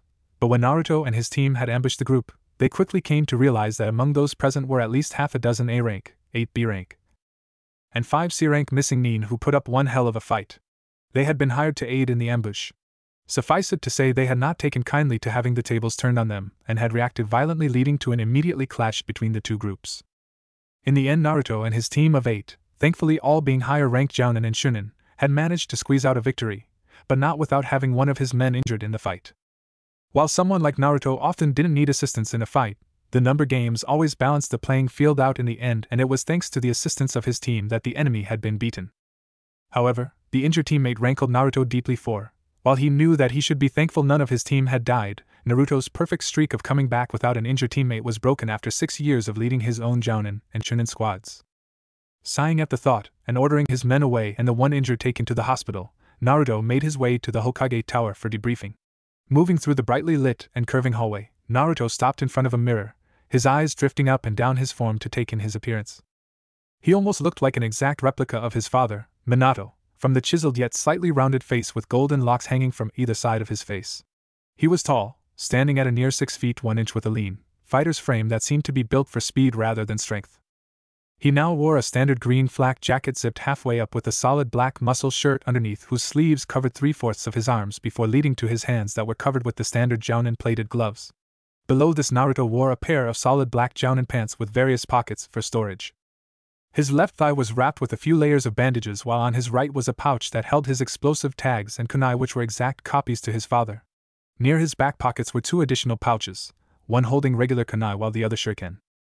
Just above the sandals on both legs was an additional thin layer of bandage tape wrapped about his legs. As well, Naruto had a red and black trimmed hiyori at home just as his father had had, but rarely wore it unless the mood hit him or the situation was deemed fit to wear it.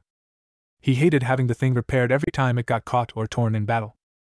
In his younger days Naruto had always sported a brightly colored orange shirt, but over the years he had come to realize that the color was a dead giveaway when stealth was required on missions. Naturally he had done away with it, but his love of the color had not waned and every morning he would wrap an orange kerchief around his upper arm in representation of those long-gone, innocent years he had before finally accepting the true life of a shinobi. Approaching the Hokage's door, he eyed the 2 guards on either side, both of whom stepped aside quickly without a word of protest or request for identification lest they face the wrath of Konoha's own Yellow Wraith, S-rank ninja in all known bingo books. At the tender age of 15, after countless hours of research and studying, Naruto had finally done something no one in written history had ever done before. Having wanted to refrain from using his father's ingenious creation, Hiraishin, and desiring to be known for his own achievements rather than someone else's, Naruto had concocted a seal array that was solely his and his alone. The seal had been vastly complicated to create, drawing on layer upon layer of various seals to support itself and the ability it offered someone. The entire premise of the experiment based on one thing and one thing only: speed. It had taken months to create with many failed experiments in between start and finish, but it had been all worth it to Naruto when the final product was constructed. Implanting his new seal formula into his own sandals, Naruto was now able to magnify his speed to an almost unheard level, matching a speed just below that of the Flying Thunder God itself. While it indeed was not as fast as his father's creation, it in turn gave Naruto more perks when it came to fighting. Instead of being forced to move in a basic straight line in between points as the Flying Thunder God made the user do, Naruto's seal gave him the ability to direct and redirect his movements as though he were simply running extremely fast, something he was basically doing. This made for a much more convenient way of fighting than having to worry about planting his seals down this way and that. So fast was the speed he moved at that the only thing the enemy saw was a bright, yellow afterimage of Naruto when he applied his seal, giving him the moniker of Yellow Wraith and ultimately giving his technique the name Flash Step. Although it used up a considerable more amount of chakra than the Flying Thunder God, for the seals would constantly have to be infused with chakra for them to work, he had chakra aplenty and Naruto's reputation had soared to a title only gained by the Yellow Flash himself, a flea on sight status. Stepping into the office, Naruto took in the sight before him. Sitting in his chair behind his paper-loaded desk as was custom, the 3rd Hokage sat. Before he had walked in, the woman, her ruby eyes flashing with a smile set on her equally matching lips, had been talking animatedly with their leader. Upon his entry she had stopped and had turned to face the newest of the room's occupants. Seeing who had entered, the woman, her wild, black hair covering her entire face as she moved, bowed her head low towards him in greeting, "Namikaze-san." Naruto scowled at this, personally having never enjoyed formalities and with his rank of S-class, who were few and far between in the lands of the elemental nations, had been given much more respect than before. He was on an equal level with the famous Densetsu no Sannin.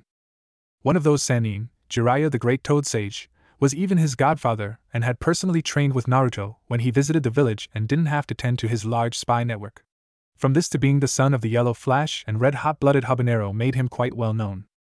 He was as well thought of as a son by one of the other Sannin, Senju Tsunade, one of the greatest medical ninja to ever grace the land, surrogate grandson to the 3rd Hokage, and little brother to Kakashi no Sharingan. With all of this, Naruto seemed to have many connections and was famous throughout the land. So of course Yuhi Kurenai, the woman in the Hokage's office, had given respect to him, although it was mostly due to the fact the Hokage was right there. Both were close friends and had known each other for a long time. Waving his hand in a gesture to signify for her to cease such actions and a small smile replacing the previous scowl, Naruto responded, "Please don't do that, Kurenai. You know how much I hate formalities." Kurenai darted her gaze towards the Hokage, which got Naruto's eyes rolling. "Like he cares what anyone calls me. Isn't that right, you old coot?" Hiruzen growled at the boy's impudence. Chuckling, Kurenai smirked at the blonde. "Very well, Naruto." She turned to look back at the Hokage. "Please excuse me, Hokage-sama. I should get going. I have plans this evening that must be taken care of." "Oh, of course, Kurenai-chan. You are excused, and I hope you find your new jounin rank to your satisfaction. Come to Naruto, myself, or any of your other jounin for advice if you need it. I am sure any one of us would be willing to offer our support." "Thank you. I shall keep that in mind. Goodbye for now, Hokage-sama. You as well, Naruto," and with that she strode out of the room, leaving behind both men standing there in the now quiet office. "I assume you have come to report your mission. You seem a bit ruffled up, so am I to guess that the mission did not go as planned?" Hiruzen said into the silence, peering at Naruto with intrigue. "Hi, Gigi. We had just finished gathering information on our target, and after planning our move had set up an ambush. We had been only expecting mercenaries within the group wishing to kidnap young Mitoshi-san, but what we hadn't expected were 6 low A rank missing nin from Kumo with an assortment of B and C rank is the mix. Let's just say they were as glad to see us as we were to see them." Naruto chuckled. "After the battle and leaving none alive, we stored the bodies of the missing nin for Konoha to collect their bounties and headed back here with the money for the successful mission. Only one of my men sustained major injuries and is now being taken care of at the hospital. Further details will be in my report," Naruto said, nodding his head towards the Hokage. "You say there is someone from your team in the hospital? Well, looks like your streak is gone now. It is a shame, but at least no one was killed," Hiruzen teased, causing Naruto to bristle. "Yes, well, what's happened has happened, and nothing we do can change the past no matter how much you would like to." Sensing the mood shift, Hiruzen cleared his throat to draw Naruto's attention back to the present for the time being. "Yes, well, congratulate your team for me. You all did a superb job from what I can see and will receive compensation for the addition of so many high-ranked ninja. Thank you for informing me, Naruto, and if you would stop by in 2 days, I wish to discuss something with you that might change your life for the better." Curious at that final statement, Naruto bid the Hokage good day before simply disappearing out the open window, heading in the direction of his home. Upon arriving, he set his sword down on the nearest table and stripped away his flak jacket. With a heavy sigh, he catapulted onto the couch, and there lay face down, weariness starting to overcome his body. Yet sleep was never to be for Naruto, for as his eyes closed, and his conscience began to slowly drift away, the front door of the house opened, and with a loud bang closed a split second later. Opening his eyes so that they formed slits, Naruto saw a red-haired girl pass through his vision, seeming not to be able to sense him due in part to his body unconsciously keeping his chakra levels as low as possible out of reflex. Groaning softly to himself, he dragged his body into a sitting position before raising his voice. "And here I don't get a hug or a welcome home? I'm heartbroken, Rina-chan." Naruto grinned as he heard a loud squeal coming from the kitchen, and 5 seconds later was properly glomped as Rina raced over and tackled her brother. Too tired to do much but hug her in return, Naruto smiled down at her bright and happy face. "Welcome home, Nisan. I miss you," exclaimed Rina, burrowing her face into his chest as if wanting to stay there for eternity. He was her only family, and the bond between them could only ever be broken by death itself. Giving her one last squeeze before grunting and pulling away from her, she only then noticed how tired he looked. "Oh, I'm sorry, Nisan. You look awful." "Thanks for pointing that out. I probably feel worse than I look." And here Naruto grinned, his eyes glinting with amusement. "Anyways, how's the classes dead last doing, eh? Still failing those tests?" This was an inside joke between the two and had been going on for nigh 6 years now. 6 years prior. 6-year-old Rina was cold. She could feel cold water rushing about her ankles as she stood there in the dark, musky sewer-like room. Before her was an immense gate, stretching for as high as the eye could see.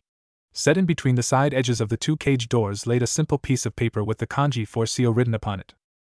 Walking slowly over, feeling some sort of malicious force exuding from the cage, Rina stopped stock still as the greatest figure she had ever seen came into existence right before her very eyes. The figure, in the shape of an orange-furred fox, had red slitted eyes that were filled with complete and utter hatred. Behind it, swirling and shifting about, were 9 tails, each seeming to have a life of its own. Within a moment of stopping, Rina saw the great beast rise up on its haunches, 9 tails splayed out behind it with equal spacing in between each one, before it launched itself at her and the cage doors. Releasing an ear-splitting roar that shook the very room around her, causing cracks to form in the sewer walls, its malice-filled eyes staring fixatedly upon Rina as it charged. Rina couldn't move, she couldn't breathe, and what made matters worse was that the cage doors seemed to just disappear, leaving only open space between her and the running fox. She was scared witless at the spectacle and feared that she would never again see her amazing older brother again. An image of her brother flashed through her mind and stayed there just as the great maw opened wide, biting down with a snap. Then all she saw was black. Naruto had awoken as soon as he had heard the screams of alarm. Reaching under the pillow for his kunai, he darted swiftly out of the room. His heart was beating so fast, thinking that there was yet another attack on his poor sister, but when he came to her room and saw her thrashing about, his worry diminished ever so slightly. Moving over to her and placing his hands on her, he tried to shake her away and rid her of her nightmares to no avail. Shaking her more urgently, his worry increasing, he finally saw her lids snap open and Naruto had to step involuntarily back at what he saw. Dark blue eyes had come together to meet violet, and Naruto had seen the pure and utter fear written in those orbs staring back at him. "And Nissan?" He heard Rina ask, and instantly he was at her side again, hands reaching out to clasp her own in his. "Yeah, it's me, Rina. Don't worry, I'm here. I was so scared, it was so dark, I thought I had lost you forever," and with that statement she broke down. Naruto quickly moved in to let his arms ensnare her, propping her head up against his chest as he lay there, letting her cry her fears out. When at least she had become still, not a single sob being uttered by the small girl, then did Naruto ask, "What was your nightmare about, Rina-chan?" Rina seemed to hesitate at this, her voice failing as she once again seemed to relive that horrifying image of being eaten by the large fox. "It was so scary. I was in this dark and wet place. I didn't know where I was, and there was this big cage in front of me. When I looked in, all I could see was a big angry fox staring at me. It ran towards me and I was so scared I couldn't move. Then it ate me and everything went black." Naruto tried to suppress the growing knot in his stomach, his mind racing at the very idea of Rina seeing. "Rina, what color fur did the fox have?" "I think it had orange fur, Nissan. And it had 9 tails behind it." Naruto's body instantly tightened, his breathing becoming labored as he tried to fight down the growing anxiety and worry that was beginning to invade his body. Rina seemed to pick up on his change in temperament, and gazing up at him asked, "What's wrong?" Breathing deeply so as to try and calm his rapidly beating heart, and push down the nausea that was rolling through his stomach, Naruto wondered what he should do. Should he tell her the truth? Was she too young to be told the truth and truly understand? What would happen if he did? All these questions came at Naruto in one great gigantic wall of thoughts, and he felt himself drowning under the pressure of making the right decision. Only the light touch of Rina's hand on his arm dragged him out of that waiting tsunami of worry and doubt. It was always Rina, Naruto thought before he sighed and propped himself further against the backboard of the bed. "Rina-chan, please listen to me and do not interrupt. What I'm about to tell you is extremely important and cannot be spoken aloud unless you truly and utterly trust someone. You may speak about this if you want to, but if someone else were to, there would be severe consequences for that person. Do you understand me? This is an S-rank secret, and it's top secret." "I understand, Nissan." "All right, just remember what I said and don't interrupt no matter what." Pausing to run a hand through his hair, he finally began. "When you were born, something very terrible and sad happened. Something that would lead to a great many people becoming angry, and still remaining angry even up to this day. 6 years ago, the great Kyuubi attacked our village and almost completely destroyed it. If it wasn't for the work of the Yondaime Hokage, our father, we would not be here right now, nor would we be alive. Our father fought the Kyuubi and after a long and tiring battle managed to succeed in trapping it with the help of our mother, Kushina. I'm sure you've been told that our father killed the Kyuubi. Let me tell you, Rina." Here his voice dropped significantly. "There is no possible way to kill a demon, and so what people do is seal the demon into something that can hold the great power and might of that beast. There are a couple pots and jars that have the power to hold the creatures, but the strongest one of all, the most sought after, and used sealing object in all the lands, is a human sacrifice. And so, wanting to protect his village and family, our father sealed the Kyuubi into a babe born just that day." Naruto paused and looked deeply into Rina's eyes, wanting to impart this very important knowledge upon her without any misunderstanding. "Now, and I want you to listen carefully to me, Rina. Our father couldn't bring himself to use someone else's child and believed that it would be despicable to do so. So as a sacrifice he used his own to store the demon. On the night of our parents' death and the defeat of the Kyuubi, you, Rina, became the vessel that holds the demon. There is a seal on you that keeps the beast in check. This is why you probably hear things like demon brat, or have been told to just go die. People are mad at the Kyuubi for killing their loved ones and want revenge."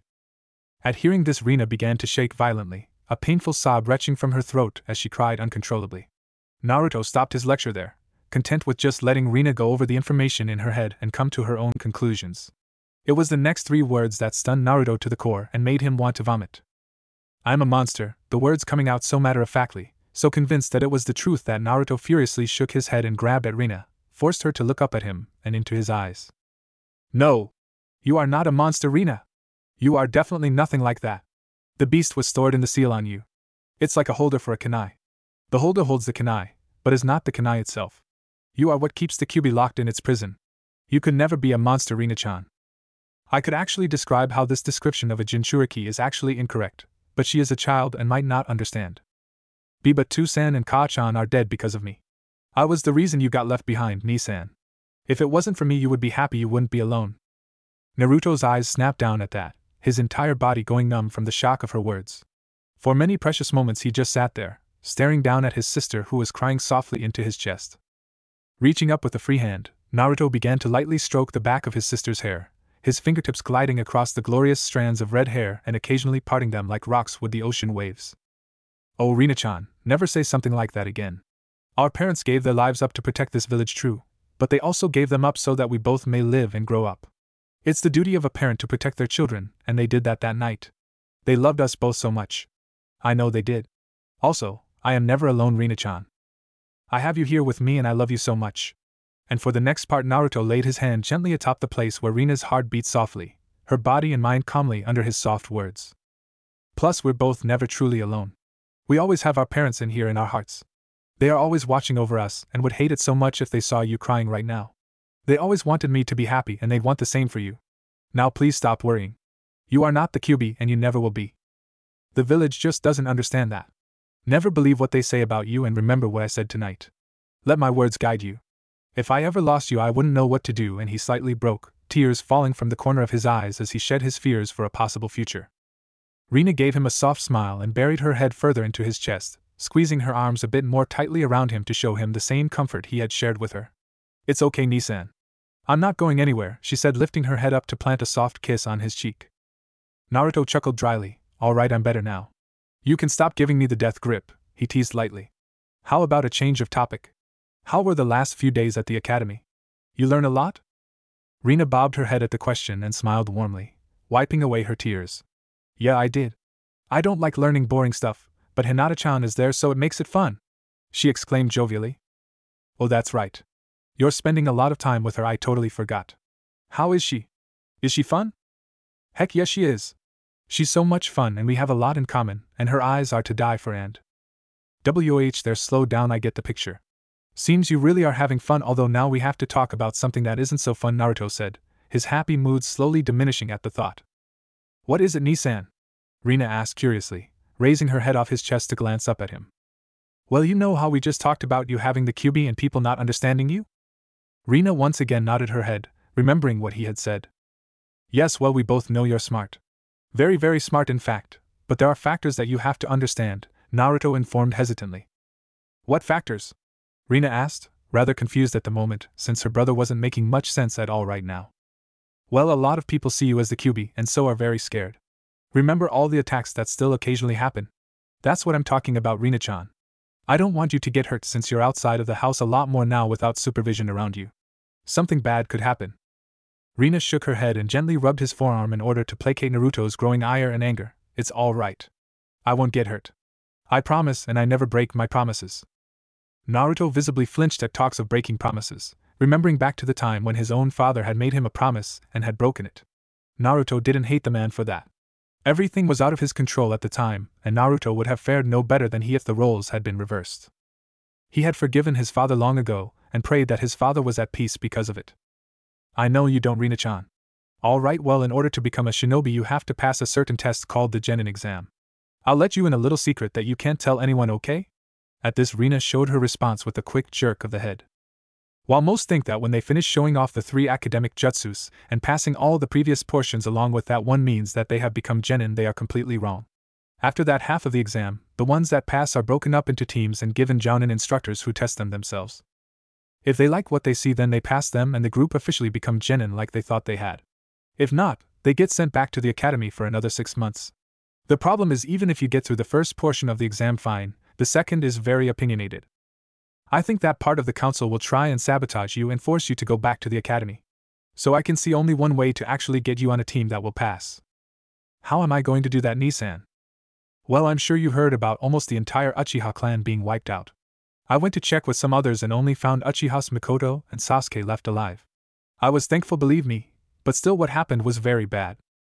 Sasuke is the only one now entirely able to pass along his Uchiha genes in all of Konoha, and almost the entire world, so he's going to be given special treatment, I fear. The council will surely force anyone testing Sasuke to let him pass, and they will be forced to comply. That is how you're going to pass too. We're going to make sure you're on his team when you take the last portion. Naruto knew this was a terrible plan. He knew this was a very, very bad plan, but there wasn't much he could do to control the bias and contempt the rest of the village held for Rina. While he might have been able to if he were here, most of the time he wasn't, so this was the only feasible way he could think of to get around it. Rina tilted her head in confusion. How are we going to do that, Nissan? Simple, really. There is a standard protocol that when making the teams they are as balanced as possible. Because of that, the Rookie of the Year, which undoubtedly will be Sasuke from what I've seen and heard, and the so-called dead last will be put on the same team with another person. Understanding finally began to dawn on Rina, but there was still a tinge of confusion in her violet-hued eyes.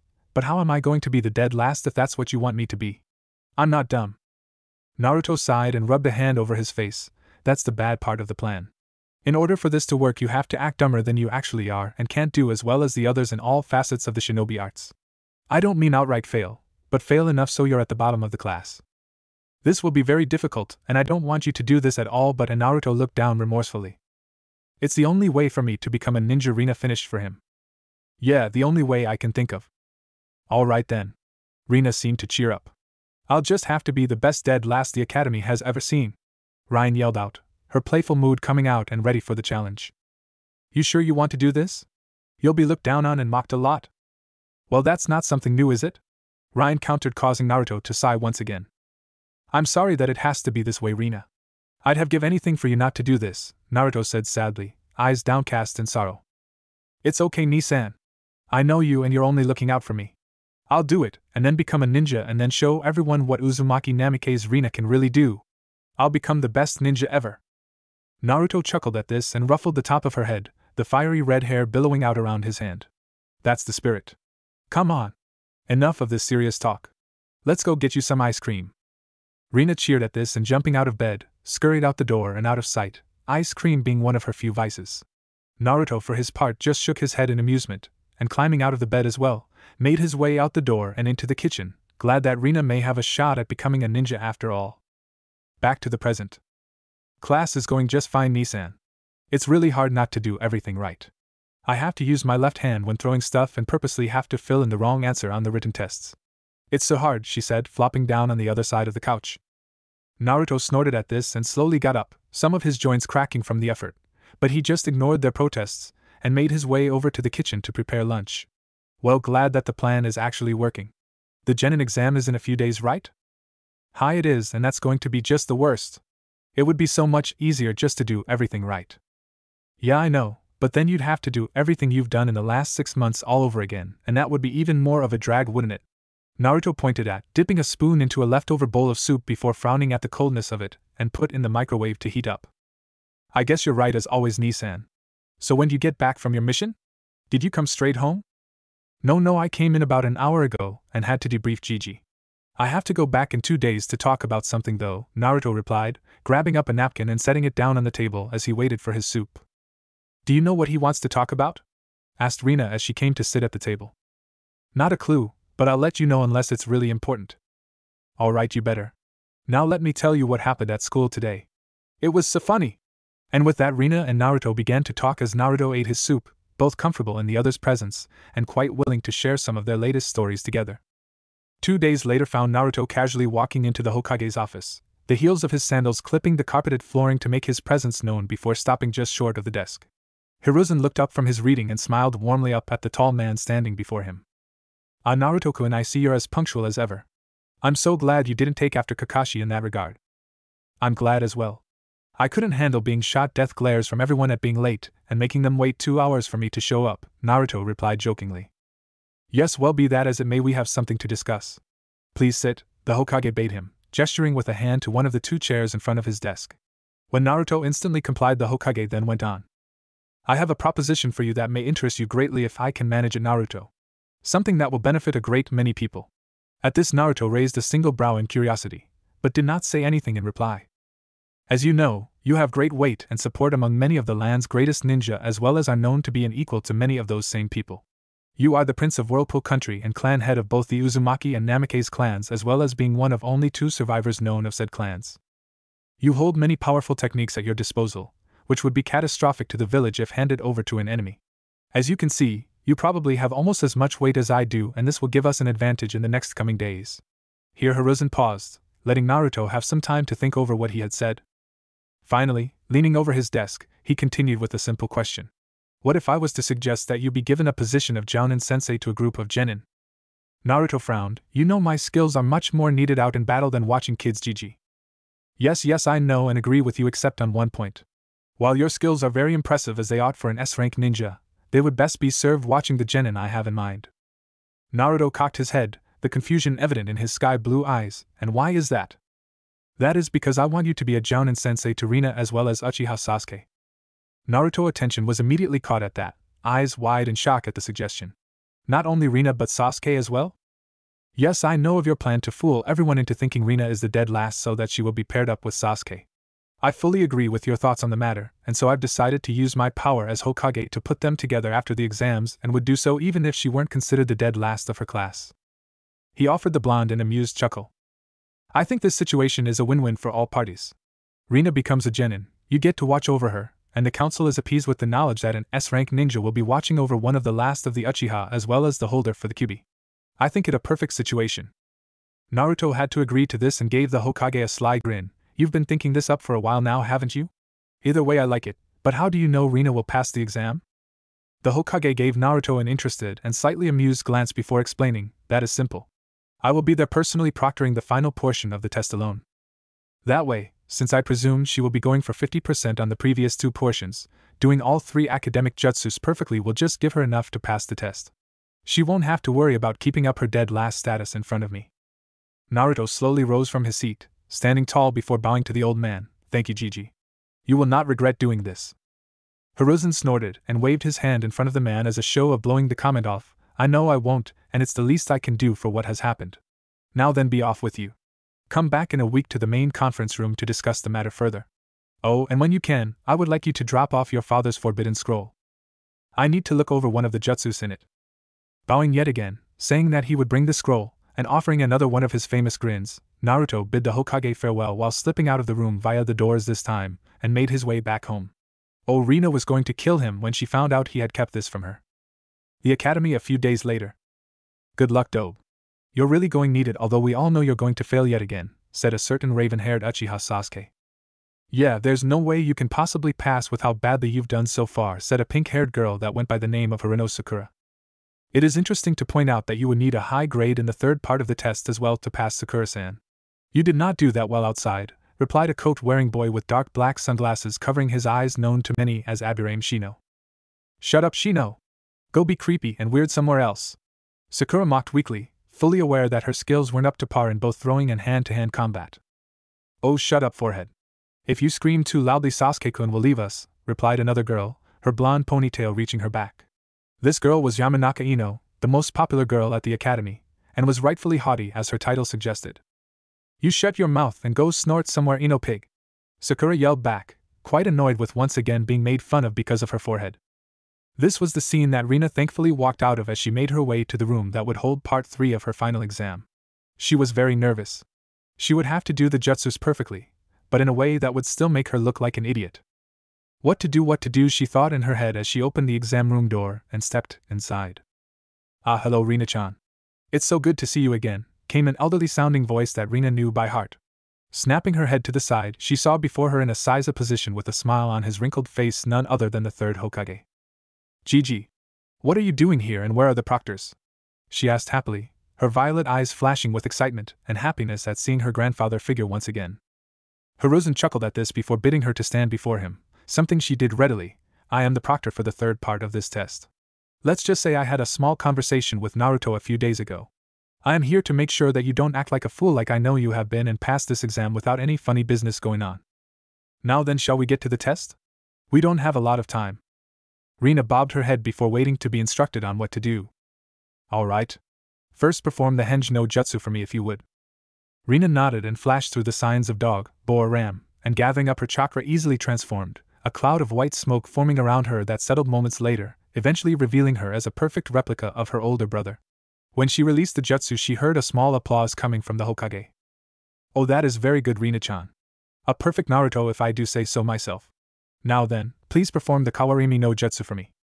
Just as before, but noticeably without the hand signs, Rina switched positions with the chair beside her and smiled up at the Hokage. "Very well done. That's 2 down. Now for the last jutsu. Perform the Bunshin no Jutsu if you will." Rina hesitated for a moment at this, raising her hand. "Excuse me, Gigi, but Nissan explained to me that I just have too much chakra to be able to do the technique. He instead showed me the Kage Bunshin no Jutsu." The Hokage raised an eyebrow in surprise at that before smiling towards her. "You know the Kage Bunshin no Jutsu? Well then, by all means use that instead." Nodding happily, she crossed her fingers to form a T and channeling chakra, a cloud of smoke formed around her. When it had cleared as before, there standing before the Hokage were 5 perfect clones surrounding Rina. "That is most impressive. Most impressive indeed. You passed the 3rd part of the test with flying colors. Congratulations, Rina-chan." The redhead beamed in happiness at the compliment. Dispelling her clones, she then leaped towards the Hokage, offering him a hug, which he readily accepted. "Thanks for doing this, Gigi." "It is no problem, my dear girl. Now please send in the next person, please. I believe it is Uchiha Sasuke." Rina scowled at the name before bowing to the old man and exiting the room. After informing Sasuke to go in and getting a malevolent sneer from the boy, Rina made her way over to the waiting area. There she sat, talking with Hinata before and after she had performed her own 3rd test, waiting for the scores to be posted. When they had, both girls walked over and looked for their names. 4th from the top, they both saw Hinata's name, but it took even less time to find Rina's name, which was posted at the very bottom of the list, just as she and Naruto had planned it out. Smiling in triumph while ignoring the snickers and mocking words of the others around her, she placed her hands behind her head and made her way out of the academy, saying goodbye to Hinata as she did so. Rina moved through the front lawn of the academy, her mind wandering to unimportant subjects as she made her way out. She hoped all of this was enough to get her on Sasuke's team. She didn't hate the boy personally, but she did hate his attitude. She remembered a time when he had been much nicer, almost carefree in his manner, but after the brutal massacre of nearly his entire family, that innocent and relaxed little boy died. In his place was born an avenger whose sole goal in life was to get revenge and restore his clan, if what she could read from his mood and words were any indication. Sighing, she realized that not she even officially on his team yet, and he was annoying her. Grumbling to herself, she shook off any thoughts of Sasuke and went back to more important things like what type of ramen she was going to get at Ichiraku's. Completely at ease and humming softly to herself, it was at that moment that fate seemed to decide to spice things up a bit. Rina, hearing someone calling her name from behind her, turned about and eyed the man approaching her. He was a tall but relatively lean man, silver hair dropping down to his shoulders, and a face that appeared to show something she just could not identify. This man was Mizuki, assistant to Irika, who had been her sensei for the last few years of the academy. He had always given her that look as everyone else did, looking down at her and openly criticizing everything that she did. She disliked the man entirely. "Hello, Mizuki-sensei. What are you doing here? Do you need something?" she asked as politely as possible. "Oh yes, I wanted to say congratulations for passing your Genin test. I know it's been a tough few years, but as one of your teachers I'm glad to know you succeeded. Which reminds that I need to tell you something that your brother told me if you passed." Rina raised an eyebrow, thinking over if her brother had even talked with the man once before, but inwardly shrugging she asked, "And what is it he wanted you to say?" Mizuki grinned down at her, not a happy or carefree grin, but a grin that showed malice and contempt. "He said that when you pass your test he wanted to give you another one. He'll be watching, but won't interfere with this test. He wants you to sneak into the Hokage Tower using as much skill as possible and get out with the forbidden scroll he placed in the Hokage's office. After you have to make your way north and he'll meet you 3 miles outside of Konoha in a clearing to inform you if you passed." Smiling to herself, thinking that maybe this was what Naruto and the Hokage had been discussing in their meeting a few days ago, Rina nodded her head. "All right. I'll do it. Tonight, right?" Receiving a nod from Mizuki, she turned around and began to walk away. "This test will be easy peasy." By Mizuki-sensei, and leaving behind a smirking Mizuki, disappeared around a bend in the road and was gone. Rina was panting heavily. Her limbs were on fire, and she could barely walk, let alone run. She had run nearly the entire time from start to finish for this test, which had started nearly 3 hours ago, and the exertion was finally getting to her. Setting the scroll down up against a tree, she tried to catch her breath as best as possible. She was near where she had been told to go, and wanted to look somewhat presentable to her brother, and not look like she was half dead. After a few more minutes of deep and steady breathing, Rina grabbed the scroll and grunting as she took up the dead weight once more, sprinted lightly the last 2 minutes and entered the large clearing that she guessed marked the finish line for her. Standing there in the middle with his arms crossed tightly over his chest was Mizuki, a wide and rancorous look appearing on his face when he spotted her coming out of the underbrush. Moving over to him and placing the large scroll down on the ground, she peered up at him and asked, "Where's Ni-san?" Mizuki chuckled at the question and just shook his head. "Something came up and he couldn't make it, so he sent me instead. Congratulations on passing the test. You passed with flying colors and I'm deeply impressed." Instead of the usual happy tone that one would use in this case, Mizuki's voice was filled with nothing but vile and acrimoniously toned words. "Now then, I'll be taking this," and moving to one knee reached for the scroll on the ground. Knowing how important the scroll was to Naruto, the many jutsu Sithin dating back to even the Shodai Hokage himself, Rina quickly snapped her hands forward and pulled the scroll into her arms. "I'll just take it home for Naruto, thank you. He wouldn't want anything to happen to it, Mizuki-sensei." She was getting a weird vibe from the man, and it didn't sit well at all in her stomach. Mizuki sneered at that and reached for the scroll once again, Rina pulling away from his incoming hand and jumping back to put some distance in between their bodies. "Just give it here, Rina. Your brother told me he wanted to see the scroll afterwards so that he could put it back in his room where it belongs." Mizuki was only guessing there, but it made sense to keep a scroll with so much power in it close at hand if need be. It seemed to be the wrong thing to say though, and Rina instantly was on guard, her body language showing a more protective action as she turned her body slightly to the side so as to keep the scroll safe from harm with her own body. "Ni-san doesn't keep the scroll in his room. He never has," she said, making Mizuki curse his luck before throwing back his head and laughing, the sound filled with utmost malice and animosity. When he had finished his amusement lacking laughter, he stared back down at her and sneered manically. "Oh, you sure are a smart one. Smarter than I thought. Yes, I tricked you. Your brother didn't make this test up, nor have I ever spoken with that man. Now, I will have that scroll and you will give it to me." His body tightening, he immediately lunged forward and with one arm cocked back, delivered a heavy blow to the side of Rina's head, sending her sprawling back and the scroll flying high into the air. Flipping up to catch it, he smirked as he settled on a branch high up in a tree overlooking the clearing, the scroll nestled in his bent arms. "Thank you, Rina, for delivering this to me. I couldn't have done it without you. But sadly I can't have any witnesses, and you being the only one, I'm going to kill you and take the scroll back to my master, Orochimaru. But before that I want to let you in on a little secret. A very big secret that all revolves around you." Rina scowled as she hefted herself back up, one hand moving to examine the spot where she had been punched, and winced when she felt a painful bump there that would surely bruise over later. Hearing his words about a secret, she guessed what he was about to say and inwardly sighed to herself. Wondering if she could use this situation to get the scroll back, she decided to play along, her voice filled with real pain as she asked, "What do you mean secret?" Mizuki laughed again. "Have you ever wondered why everyone calls you a demon? Why everyone seems to hate you? You've been lied to. They've all been lying to you your whole life, Rina. Since the decree 12 years ago." "What decree?" "Everyone knows by now. Iruka knows it, the Hokage knows it. Even your own damn brother knows it, and I'm sure he'd do anything to make me shut up and not tell you this, haha. The decree is no one can tell you that the Kyuubi is inside you." Rina blinked up at the man and, feigning surprise, shook her head in denial, causing Mizuki to continue. "The fox spirit that killed your parents and destroyed our village has taken over your body. You are the Kyuubi. This is why you've been treated like dirt since you were born. They all hated you for just even being alive. Your brother most of all." Whimpering and beginning a limp-like gait towards Mizuki, Rina scowled beneath the hair that covered her face. How dare this man say that about her brother? He loved her to the ends of the earth and back. He had always been there for her, and she would make Mizuki pay for saying such vile lies. Stopping just short of the tree, she looked up at him, the hair covering everything but one lone eye.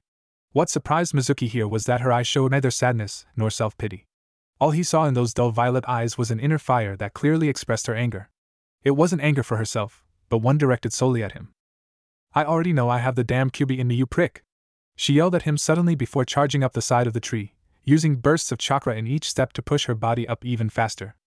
Drawing a kunai from her one lone pouch, she attempted an uppercut, the point of the blade narrowly missing Mizuki's chin as he jerked his body back at the last moment, getting over his initial surprise in order to avoid getting himself killed. Sneering at her, he punched out, hitting the girl square in the gut and sent her flying backwards. Rina bounced a few times as she hit the ground, and there she lay, groaning from falling nearly 30 feet along with trying to regain her lost breath. Reaching out behind him, Mizuki withdrew a large Fuma shuriken from his back. Scowling down at her, said, "I bet if I stayed I would be praised as a hero for this. Die, you fucking demon! Rot in hell!" And with that he jerked his arm forward, sending the shuriken whizzing towards the downed Rina. Rina watched on, her unresponsive. Knowing she wouldn't be able to dodge this, she prepared for the hit she surely knew would come, her eyes closing with her arms over her head. Yet the hit never came. Among the whirling sound of the shuriken as it drew near, there was a loud whizzing and then the loud ping of metal hitting metal.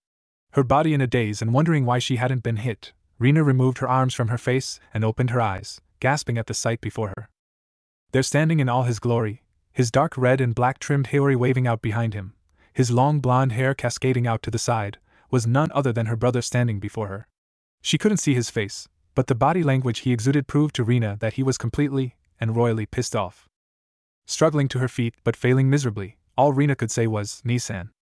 Naruto turned his head, offering Rina only his right eye as he looked at her carefully. "Rina, are you hurt?" Rina smiled up at him warmly before nodding his head. "Yeah. Mizuki team hurt me and was just about to kill me before you showed up." "I see," and Naruto turned his head back towards Mizuki, who was showing the obvious signs of one who was scared shitless and knew their life was forfeit. "Mizuki, you're dead," and Naruto was about to launch himself at the man until his sister's warning held him in check. "Ni-san, wait. He said something about Orochimaru being his master. Maybe you should capture him first." Rina knew all about the great Sannin upon close relations with two of them, as well as reading about them in books. She knew who Orochimaru was and how dangerous the man could be. "Is that right? Well, Mizuki, it looks like you'll live for a bit longer. Count yourself lucky and thank my sister. I am not scared of you. I'll beat you and then become powerful just like Orochimaru-sama told me. You won't capture me." Mizuki launched himself at Naruto, a kunai in each hand. Naruto merely sighed at the attempt and shook his head at the man's folly. It all happened so fast to Rina as she stared at the scene before her. One moment Naruto was just there, and then the next he was in front of Mizuki, a regular kunai drawn and buried to the hilt in the man's stomach. Mizuki hadn't known what had hit him. He hadn't even seen the blonde man move, and then all of a sudden there was an explosion of pain in his stomach, a fire that just wouldn't go out. Coughing up blood, Mizuki hunched over towards Naruto, who of course stepped back and out of the way, letting the man fall face down into the ground. Holding back the desire to kill the man for hurting his sister, Naruto simply hit Mizuki on the back of his neck with the side of his hand, putting him out of his painful misery for the time being. Pursing his lips, he gave a shrill whistle which was answered instantly by the flashing forms of 4 Anbu members. "Make sure he gets back to TI. He has possible information on Orochimaru that needs to be extracted. Oh, and tell Ibiki that he has my permission to do what he likes with him." There should be no holding back with this one. Scowling down at the figure, Naruto walked over Rina after picking up the discarded scroll. Crouching down, he grabbed her hand and gingerly lifted her up onto her feet. "Are you injured?" Rina shook her head and smiled up at her older brother. "No. Not really. There's just gonna be some bruises, that's all." Nodding his head in acceptance, Naruto scooped her up in his arms bridal style much to his sister's chagrin and hopped up onto the nearest large tree branch, beginning the short trek home through the trees. "You didn't have to carry me, I could have walked home," said Rina with a half protest since she hadn't really desired to walk the 3 miles back. Naruto chuckled. "I know, but it's the duty of a brother to annoy his sister, and I thought now would be the time for it since you got into so much trouble." Rina yawned and, not bothering to argue with him since she really did not have the strength at all to do so, simply curled up tighter into his embrace, pressing the side of her head into his strong chest and drifted off into a light sleep. "Hokage-sama, are you really not going to do anything about this? The girl should be punished for what she did," cried a man with the jacket of a jounin. Many of those around him seemed to agree, showing their support with vigorous nods of their heads. "Why should I? It's not like we lost the scroll, and from what I can see it was all Mizuki that caused this. He simply tricked young Rina into believing this was one of Naruto's tests that he sometimes concocts. I'm sure you are all aware how some of those tests can be." There was a low rumble of amusement from many of the people standing in the packed Hokage office. "There is no reason to punish the girl, and I will not allow it."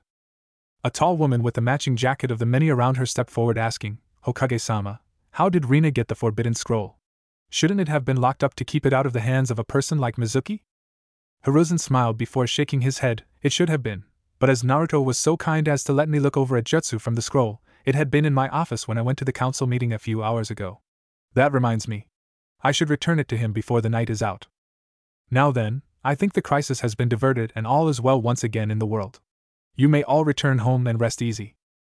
And everyone did just that, none resting easier than the red-haired girl snuggled up under her blankets after a long and stress-filled day. A few days later the conference room was packed to the brink. There were countless jounin there, all huddled up into groups as they chatted away with friends and coworkers. Many were wondering why they were there, while some knew the exact reason and kept it a secret lest they ruin whatever the Hokage had to say in calling this meeting. One such group stood together, 3 men and 1 woman, pressed compactly together so as to be heard over the din of those around them. One man, a dark and full beard covering his jawline, a cigarette locked in between his lips, and a body exhibiting the strength of a bear, was talking excitedly with another man with whom had his hattai tied backwards as that of a bandana and a wooden samban sticking out of his mouth. The other man, dressed in a solid green latex jumpsuit, was vividly talking about how youthful his female partner was for finally making jounin after so long. For her part, she just smiled at the compliment, barely knowing what the bowl-cut-haired man was talking about, and inwardly scowling at having been stuck speaking with him. Curse Asuma and Genma, she thought as she tried in vain to get out of conversing with Guy in the nicest way possible. It was then that the large oak wood doors opened. Moving through the entrance with his hands clasped tightly behind his back and flanked by two of his advisors, the Hokage entered the room and the chatter within immediately ceased. Walking purposely to the raised platform at the front of the room, the third Hokage sat down in a seiza position on his pillow, matching the many others that littered the ground throughout the conference room. Following his lead, all the room's occupants mimicked their Hokage and all stared up at him as they waited for him to speak. Thank you for all coming here today. Today is a great day for the village, for yet again the time has come for new genin to be introduced into the shinobi world and new instructors to be selected to teach these young children. I will not force any of you to step forward, but I feel it would be an honor for many of you to pass on what you know down to the next generation. So without further ado, I will ask those that wish to become jounin instructors to please step forward and say your names so that I may record them. It was here where Hiruzen snapped his fingers and Koharu moved forward, an elegant quill in hand in which she handed to her Hokage before stepping back. Hiruzen prepared the quill's tip with ink and, brushing away any drop, peered down at the crowd assembled and waited for any volunteers. 8 figures stood, 3 of these being Genma, Asuma, and Kurenai, who said their names aloud as indication they wished to become instructors for the next batch of genin. Carefully writing each name down, Hiruzen then nodded to them all, silently requesting them to sit back down. All right then, this should work out perfectly. We have 9 instructors and exactly 27 possible genin. Thank you all for volunteering, and I am sure you will all enjoy your time together if your teams pass. This statement piqued everyone's interest, for they knew that only 8 people had stood to be recognized. Excuse me, Hokage-sama, but who is this 9th person? Asked Kurenai, quite curious as to whom this 9th individual might be. Well, I believe he is running a little late after dealing with a few things, and the Hokage stopped when a bright yellow light flashed beside him. The light dissipated as soon as it began, and there standing beside the Hokage was none other than Uzumaki Namake's Naruto, his arms crossed over his chest with a small smirk gracing his lips. Ah, there you are, Naruto-kun. So nice of you to join us. Did you handle the situation you were dealing with? Yes, I did, Hokage-sama, thank you. Hiruzen smiled. Very good. I was just finishing up recording the names of the other instructors that will be accepting the position of instructors this time around. When everyone heard their Hokage say other, all eyes within the room, besides the notable exception of the Hokage, his 2 advisors, and of course Naruto, went wide with shock and surprise, staring straight at Naruto. Uzumaki Namake's Naruto, an S-rank shinobi with enormous skill that was said to match any of the great Sannin, and in whom the 3rd Hokage had announced was to be his successor so long as a certain condition they had made was met, was becoming an instructor to a team of genin? The news was so shocking that many had their mouths wide open, and a samban and cigarette dropped to the ground beside Genma and Asuma respectively. This is gonna be fun, I think, Naruto said, and gave the crowd before him one of his foxy grins that made many of the females within the room blush, Kurenai included. I hope so as well. Now Naruto, will you please take a seat so that we can continue with our meeting? I know you have things to do, so I will try to make this short. Receiving a bow of thanks from Naruto for that, the blonde searched the room for an empty pillow, and noticing one beside Kurenai, he made his way over and sat down in the same position as the rest of them. Kurenai watched him, and when he took notice of her stare offered him a smile and nod. It's surprising that you're actually becoming an instructor, Naruto. I thought your talents would be better spent somewhere else. Naruto turned his head to look at her before chuckling. Let's just say the Hokage knows how to drive a hard bargain. There are a few special conditions that were made for me to take this position that benefits all parties. Plus, I think it'll be fun.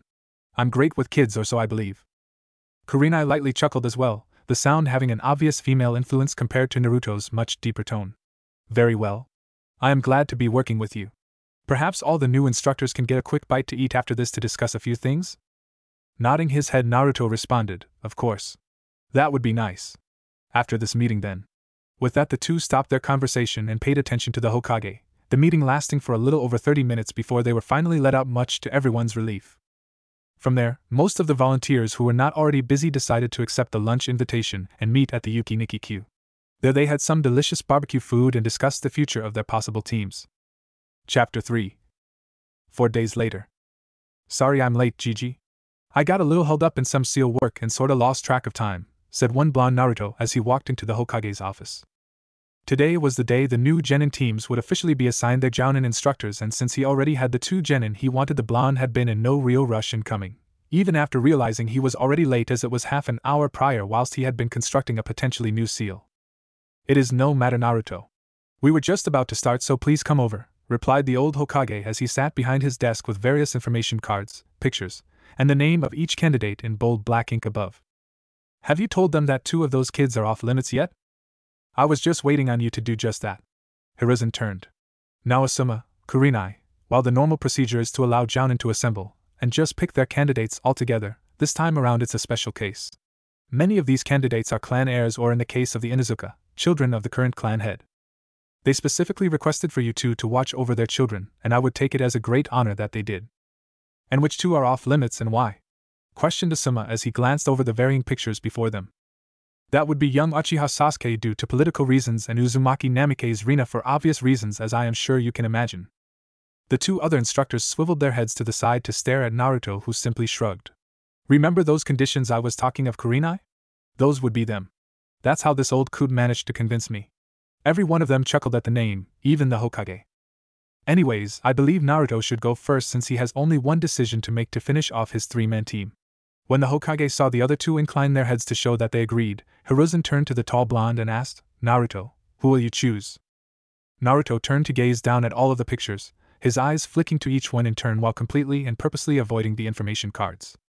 He stared at each face, examined each carefully as might a herder with his flock, and it was after a few hums that he finally made up his mind, giving his answer in the form of an explanation for the benefit of his peers. While I would have originally chosen Hyuga Hinata due to her connection with my sister, and thus forming 2/3 of a fully coherent unit right off the bat since they know each other already, I will leave her to someone else. Also, I'm very sorry, but I cannot accept a fangirl like those 2 girls, Yamanaka Ino and Harino Sakura. They would refuse to work or train and simply watch Sasuke all day. Naruto shot them a warning look. I would advise they be separated from him at all costs so that they may try and improve without worrying about impressing him so much. In addition to that, I see that there are the clan heirs for Nara, Akimichi, and Yamanaka here, so I would advise a second version of the Ino-Shikacho combination to form an extremely powerful and well-coordinated team as their parents were. That just leaves 2 choices left to consider. Inuzuka Kiba and Aburame Shino, both tracker types. Naruto paused.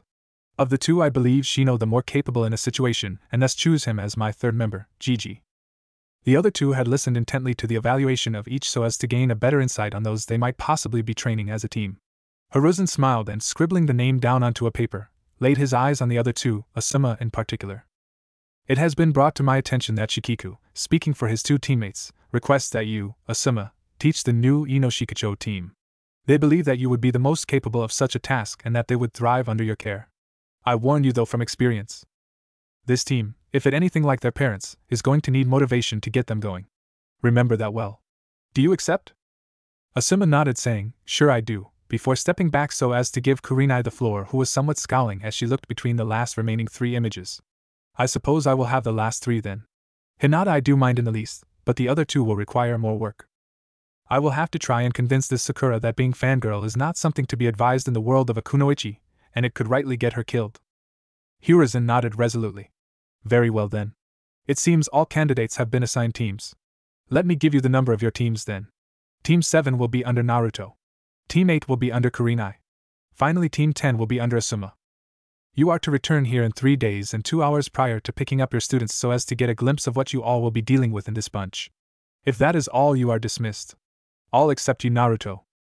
When he received a questioning glance from the young man, Hiruzen went on, Your presence has been requested in the private conference room by request of my advisors, giving Naruto a heads up with that last word to indicate who and what he might be having to deal with. Asuma chuckled at the misfortune of his fellow jounin and clapped him on the shoulder before leaving out the now open door. Kurenai simply shook her head and, offering Naruto a kind smile, retreated out the room as well, following after her old teammate. Naruto sighed and, rubbing the back of his head, turned to the Hokage. I suppose we better get going then, eh? We don't want to leave those 3 bags of bones waiting, or they might just topple over and die any? Hiruzen growled, You will remember that I am as old as them, so in this case you are calling me a bag of bones as well. Watch your place, boy. Oh, are you? I didn't know that. If I did, I would never have insulted the mighty and all-knowledgeable Hokage in such a way, Naruto countered, feigning surprise and a genuine apology. I would hope not.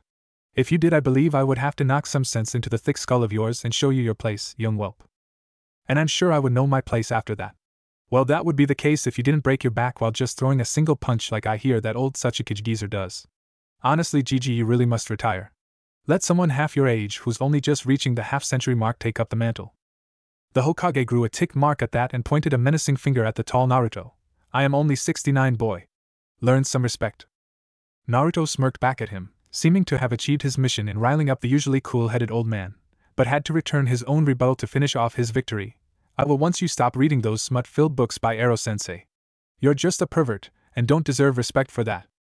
At this, the Hokage seemed to get a nosebleed, specifically remembering a scene he had been reading that morning that had involved two young women, some leather restraints, and a paddle. This friendly banter continued for the duration of their trip to the private conference room, but once approaching the entranceway, both men looked towards the other before assuming neutral and indifferent expressions. Once inside, Hiruzen moved to the unoccupied seat reserved for the Hokage between his advisors while Naruto assumed a standing position in front of all four, his posture assuming a non-imposing stance for the time being with his arms crossed over his chest. Uzumaki Namikaze Naruto. We have been expecting you, said Hamura simply while glancing at the man in question. I assume you must know why you have been called here today? Well, if I had to guess, then I would think this concerns either Sasuke, my sister, or both. You are quite correct. We are here to discuss both in turn concerning them on your team, Hamura continued. And what is it you want to discuss about them, Mitokata-san? It is simple. You will pass Sasuke and teach him everything you know, answered Koharu, cutting in before her ex-teammate could speak. You have no choice in the matter.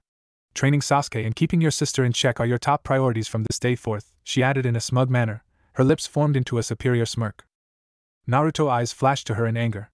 Is that right? I have no choice in the matter? And why might that be? From what I can see, the elders are simply ordering me to do what they want while having no power over me in the slightest.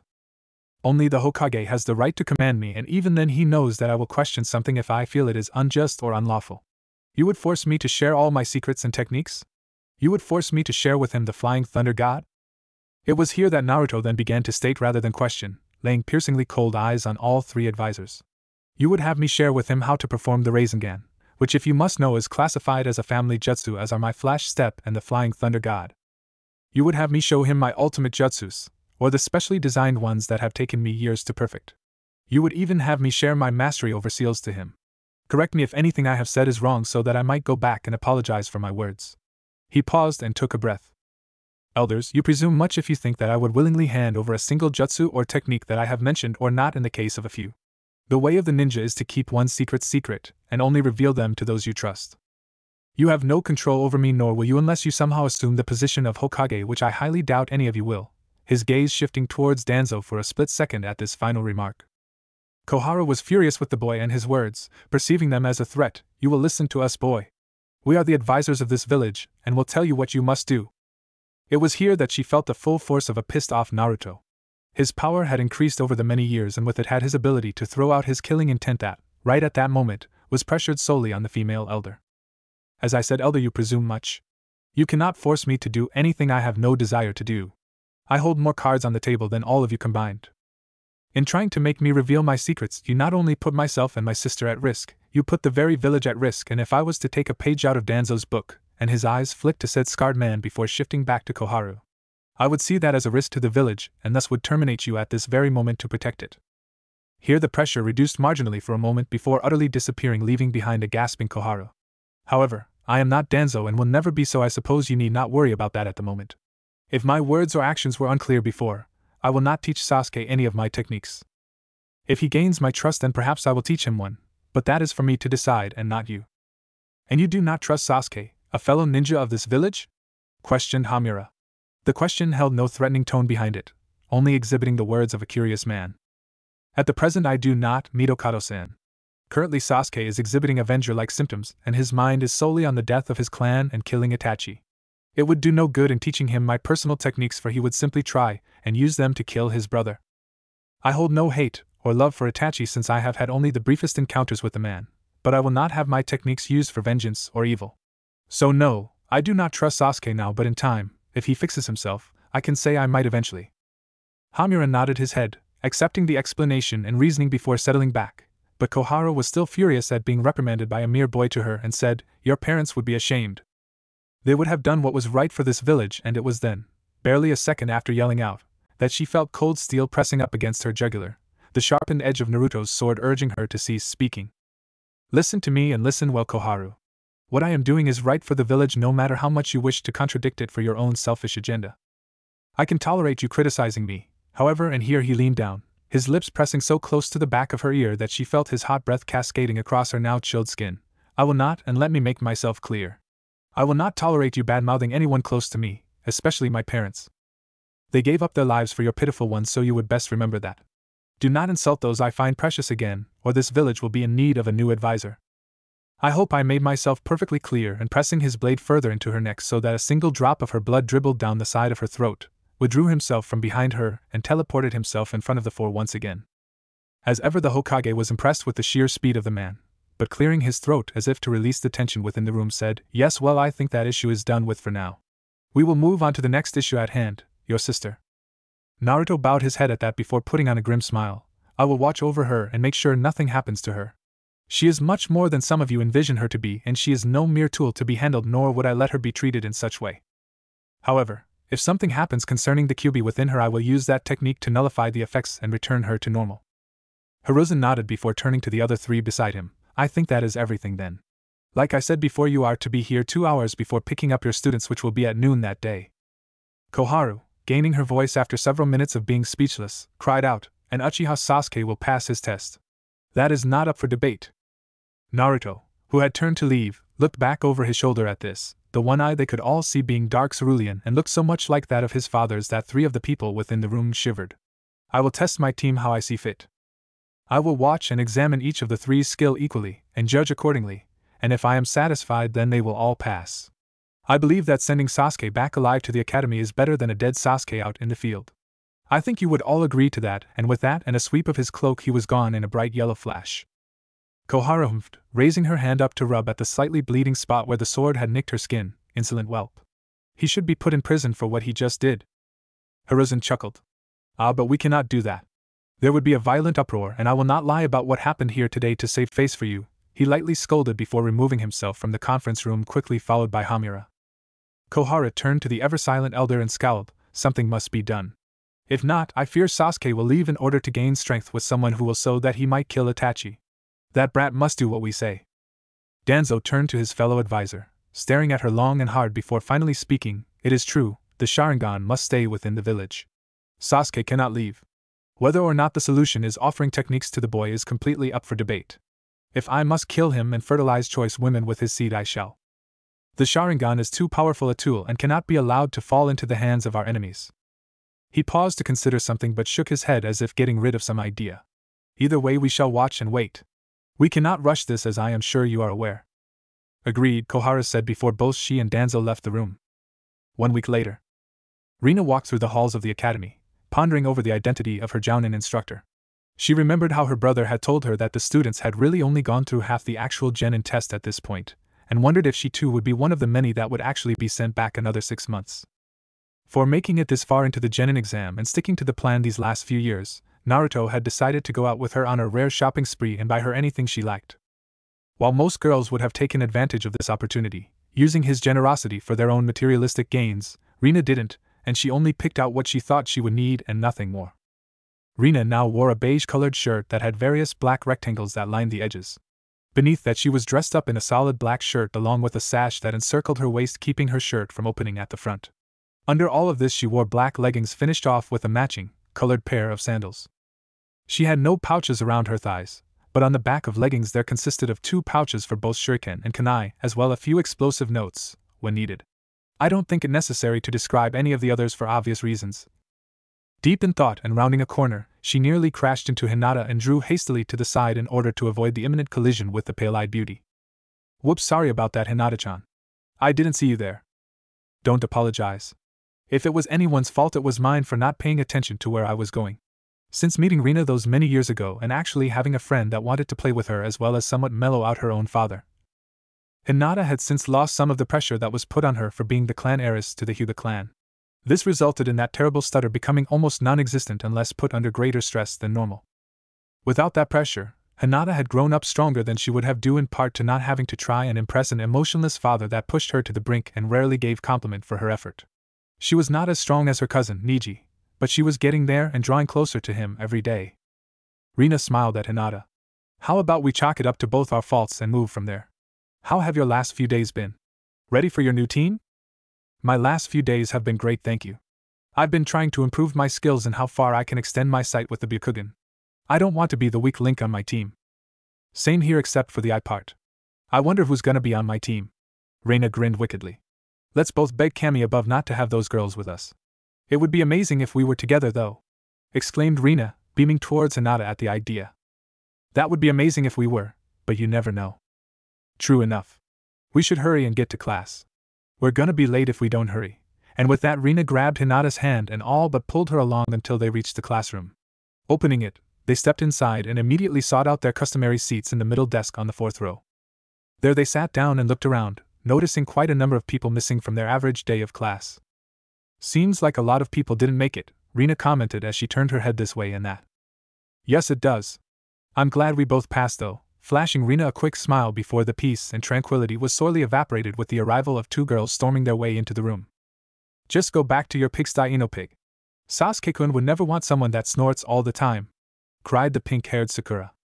If I snort a lot then you would just blind him with that big billboard brow of yours.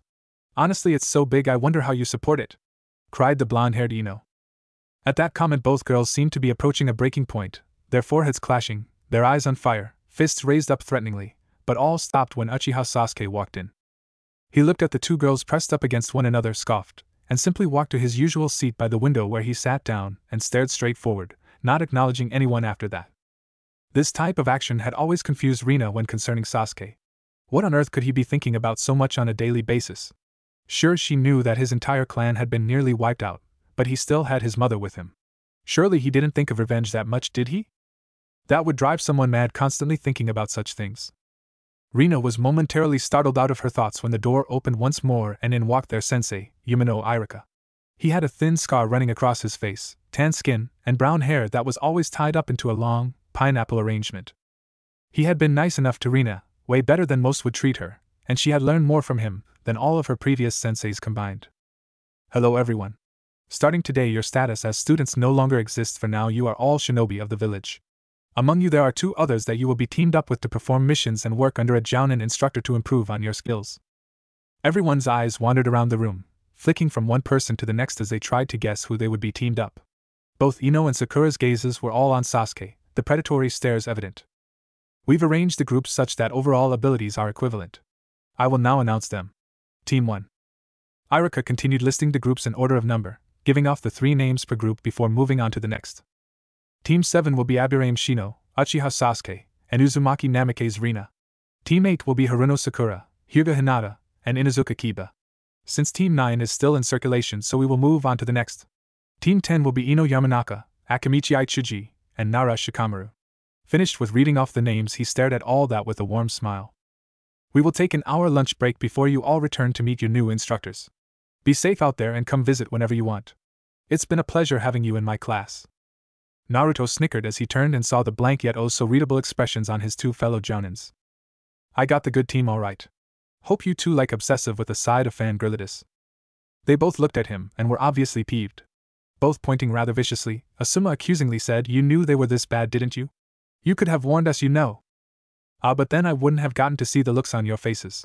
No hard feelings any? Kurenai released a growl at that and all the time scowling, moved over and simply hit the man on the back of the head. That's what you get. Idiot. Naruto keeled over, clutching at the growing lump. Atatatata, you didn't have to do that, Kurenai. It was only a joke. I'm sure they'll work out fine. They better or I'll flay you quick in one of my ultimate genjutsus. Naruto, not wanting to point out that most genjutsus didn't work on him because the large amount of chakra he possessed could burst out of him on command, simply nodded like a wise man should in the situation and kept quiet. So that's the bunch, huh? A bit more uniqueness and variety if I have to say anything. Let's see what we can do here, said Asuma as he took a drag of his cigarette. Kurenai once again growled and snatched the cigarette from his mouth, throwing it out the Hokage's open window. When will you learn that those things will kill you? When will you learn that they probably won't, since I use wind chakra around my lungs to circulate all the smoke out? I'd sooner die of old age than these things. Kurenai hemmed audibly and began to storm out of the room, but when she noticed no one was following her, she turned her head and raised a single eyebrow in a threatening gesture. You guys coming? Both men looked at one another and, gulping in unison, did what any male under such a menacing glare would do, stumbling after the irate female as they all made their way to their favorite barbecue place. Rena stood up from her seat as they were all dismissed for the time being. Looking to Hinata, she frowned. I would ask you to lunch, but I think you should go with your team. It would be a good bonding time.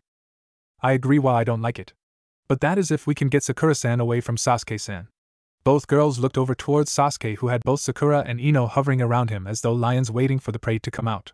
When he didn't, both looked at one another before breaking out into argument, and a small bit of wrestling ensued. Change of plans. Sighing, her shoulders slumping and her head bent, Rena once again questioned how some people could possibly pass the Genin test if they acted like that. Turning her head, she saw Shino and asked, I think they'll be here a while, so I'll go with Hinata. Would you like to join us for lunch?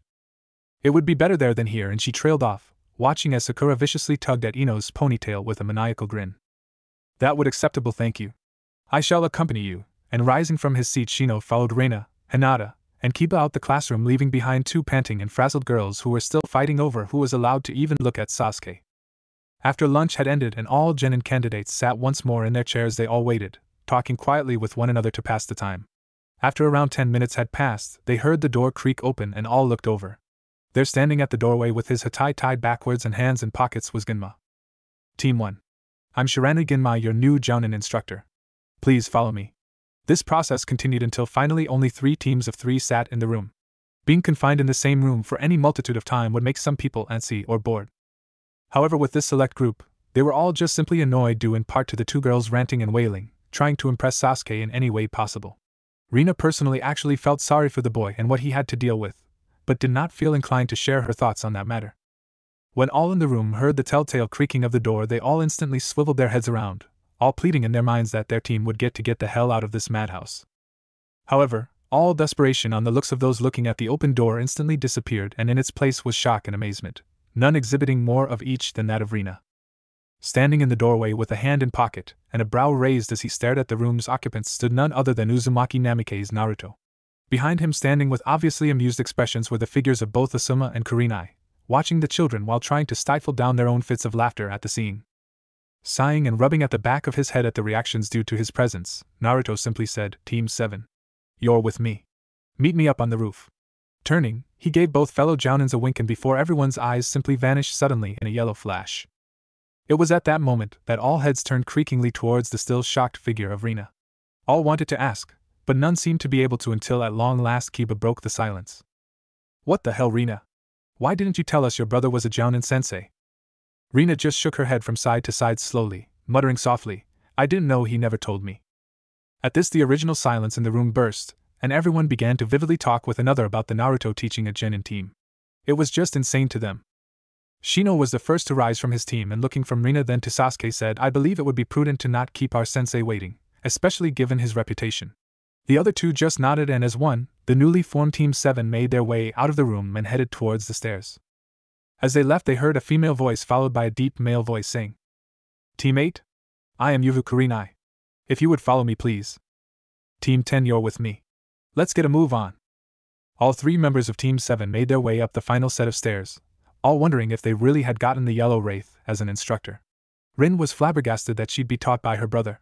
True, it wouldn't be the first time she'd be taught by him, but he never had the official title of instructor like he did now. Shino was carefully analyzing the situation whilst talking to his bugs. They had all freaked out at the presence of their new sensei, informing Shino that his chakra levels were off the roof, even greater than that of his sister, Rena. Sasuke was mentally breaking down what he knew of the man, from the first encounter he could recall from his childhood to the present. The man was a warrior, and Sasuke had to find out how he got so strong. He was only 19, so there must be some secret way he had gotten so powerful in such a short time. If Sasuke could figure that out, then. The 3 students made their way out of the building and onto the roof, all looking about until Rena spotted her brother relaxing and leaning up against the railing bordering the edge of the roof. As if sensing they had approached, he cocked his head up and pointed to the stairs before him. Go ahead and sit. Both Shino and Rena did as commanded, but Sasuke continued to stand, eyes narrowed as he simply stared intently at the tall blonde before him. He was taking in everything from the red-hued sword on his back all the way to the numerous pouches that adorned his figure. The man gave off such power even while relaxing, and Sasuke had to know how. I said sit, Sasuke heard Naruto say, and whether it was by his own choice or his body responding to the power behind those 3 words, Sasuke would never know. He just sat down as commanded like the other 2 of his teammates. Alright then. As you probably all know, I am Uzumaki Namikaze Naruto, brother to your female teammate. I am to be your new Jounin instructor. Now then, I think introductions are in order. How about we say what our likes, dislikes, hobbies, and dreams are? Shino raised his hand and being addressed with a nod asked, can you give us an example? Well, sure. Let's see, I like my sister. I have quite a few dislikes. My hobbies are fun. And my dream is none of your business. Alright Shino, you go first. We didn't get anything off him. He did that on purpose, Shino and Sasuke quickly realized. Very well. My name is Abirame Shino. I like my bugs and examining bugs. I dislike pesticides. My hobby is to collect new bugs. My dream is to one day find a specific bug and nurture it so that I may be the only one that has ever done so and lived. A specific bug, eh? I hope you find it one day then. Next up, baby Rina, Naruto said with a smirk. Rina growled at him, flashing an I'm going to get you later for that look before sighing and giving her introductions. I'm Uzumaki Namikaze Rina. I like my brother, friends, and ramen. I dislike people who hate people for things that were not of their own choosing. My hobbies are to train with my big brother and try to outbeat him in something. My dream is to one day be recognized by everyone, become a powerful kunoichi, and then whoop my brother's ass. And you'll never beat me in anything, little Rina, Naruto teased before turning to the last boy on his new team, you duck but Sasuke. You're up.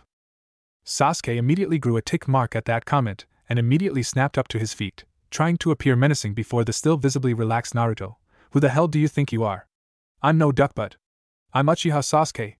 I'm one of the last of the Uchiha. Show me some respect. Whatever Sasuke was expecting from Naruto, it certainly wasn't the laughter that soon ensued. If one was to look at Naruto, they would have seen his head crane back, mouth open wide with tears coming the side of his eyes, so hard was he laughing. But then, as if he had done a complete 180, the laughter abruptly stopped, and in its place stood an emotionless, slightly peeved Naruto staring directly at Sasuke, the power of authority radiating off the man in waves, forcing Sasuke to fall back onto his backside. You may be one of the last Uchiha, but let me clarify something. There are 3 of you still in this world. How many Namikaze are left in the world? The answer is 2. How many Uzumaki remain after the entire clan was wiped out in a mass genocide by 3 of the 5 great nations massing together on them? The answer is unknown, but very few of us remain, if that. Your clan isn't the only one that was wiped out, and it won't be the last. You want me to show you respect? Earn it, Sasuke. I am not like that sniveling elder Koharu or most of this village that will bow down at your feet and give you anything you want because you're one of the last Uchiha left. If I have to pull rank on you, I will, but I'd much prefer our time together to be beneficial. Now then, state your introduction so that we can continue on to our next subject. Sasuke was to say the least shocked. Throughout his entire life he had never been spoken to in that manner before. This, coupled with the fact he'd never heard Naruto like this, subdued the boy into obedience for the time being. My name is Uchiha Sasuke. I hate a lot of things and I don't particularly like anything. What I have is not a dream because I will make it a reality. I am going to restore my clan and destroy a certain someone. Both Shino and Rina looked over towards the boy, but it was Naruto's voice that cut through the silence like a knife through butter. Is that right? You're talking about Itachi, right? He was in my class for a bit before he moved up. You're out of your league if you think you can take him. He was a true genius and managed to finish the academy in a year. Even I might have difficulties with that man. It's good to have a dream, but a dream full of revenge and hatred will do you no good, Sasuke. Sasuke humphed at that and looked away, not responding to the jabs at his strength. Alright then. Now that we know each other a bit better, I'd say let's get to the fun part. Tomorrow we will all be going through survival training, and if you succeed you will all become official genin of the village. What do you mean become genin, sensei? I believe we are already at that rank due to passing the genin test, questioned Shino as cool and collected as ever. Oh, you did pass that portion of the test, but now you have to finish it. The thing is, kiddies, the test is divided relatively in half. You've got the part you take at the academy, and now you have to take the last half with me as your Jounin instructor. It is me you must impress because I'll be making the call if you become genin or get sent back to the academy for another 6 months. This is a pass or fail test, and the likelihood that you will all be sent back is roughly at 66%. Both Sasuke and Shino were shocked, and that was saying something. Rina, on the other hand, didn't show an ounce of nervousness or even surprise as her other 2 companions had. She had already known it would come to this, but had not quite expected the Jounin to actually be her brother. This would be interesting to say the least. Anyways, you are all to meet me at Training Ground 3 at 7 a.m. tomorrow morning. Don't be late. Oh, and don't eat breakfast. You'll just end up throwing it up. See ya. And with that, without even moving from his spot on the railing, Naruto disappeared in a yellow flash. After a few moments of silence, Shino turned to Rina. Since he is your brother, do you know what type of test he will be giving us?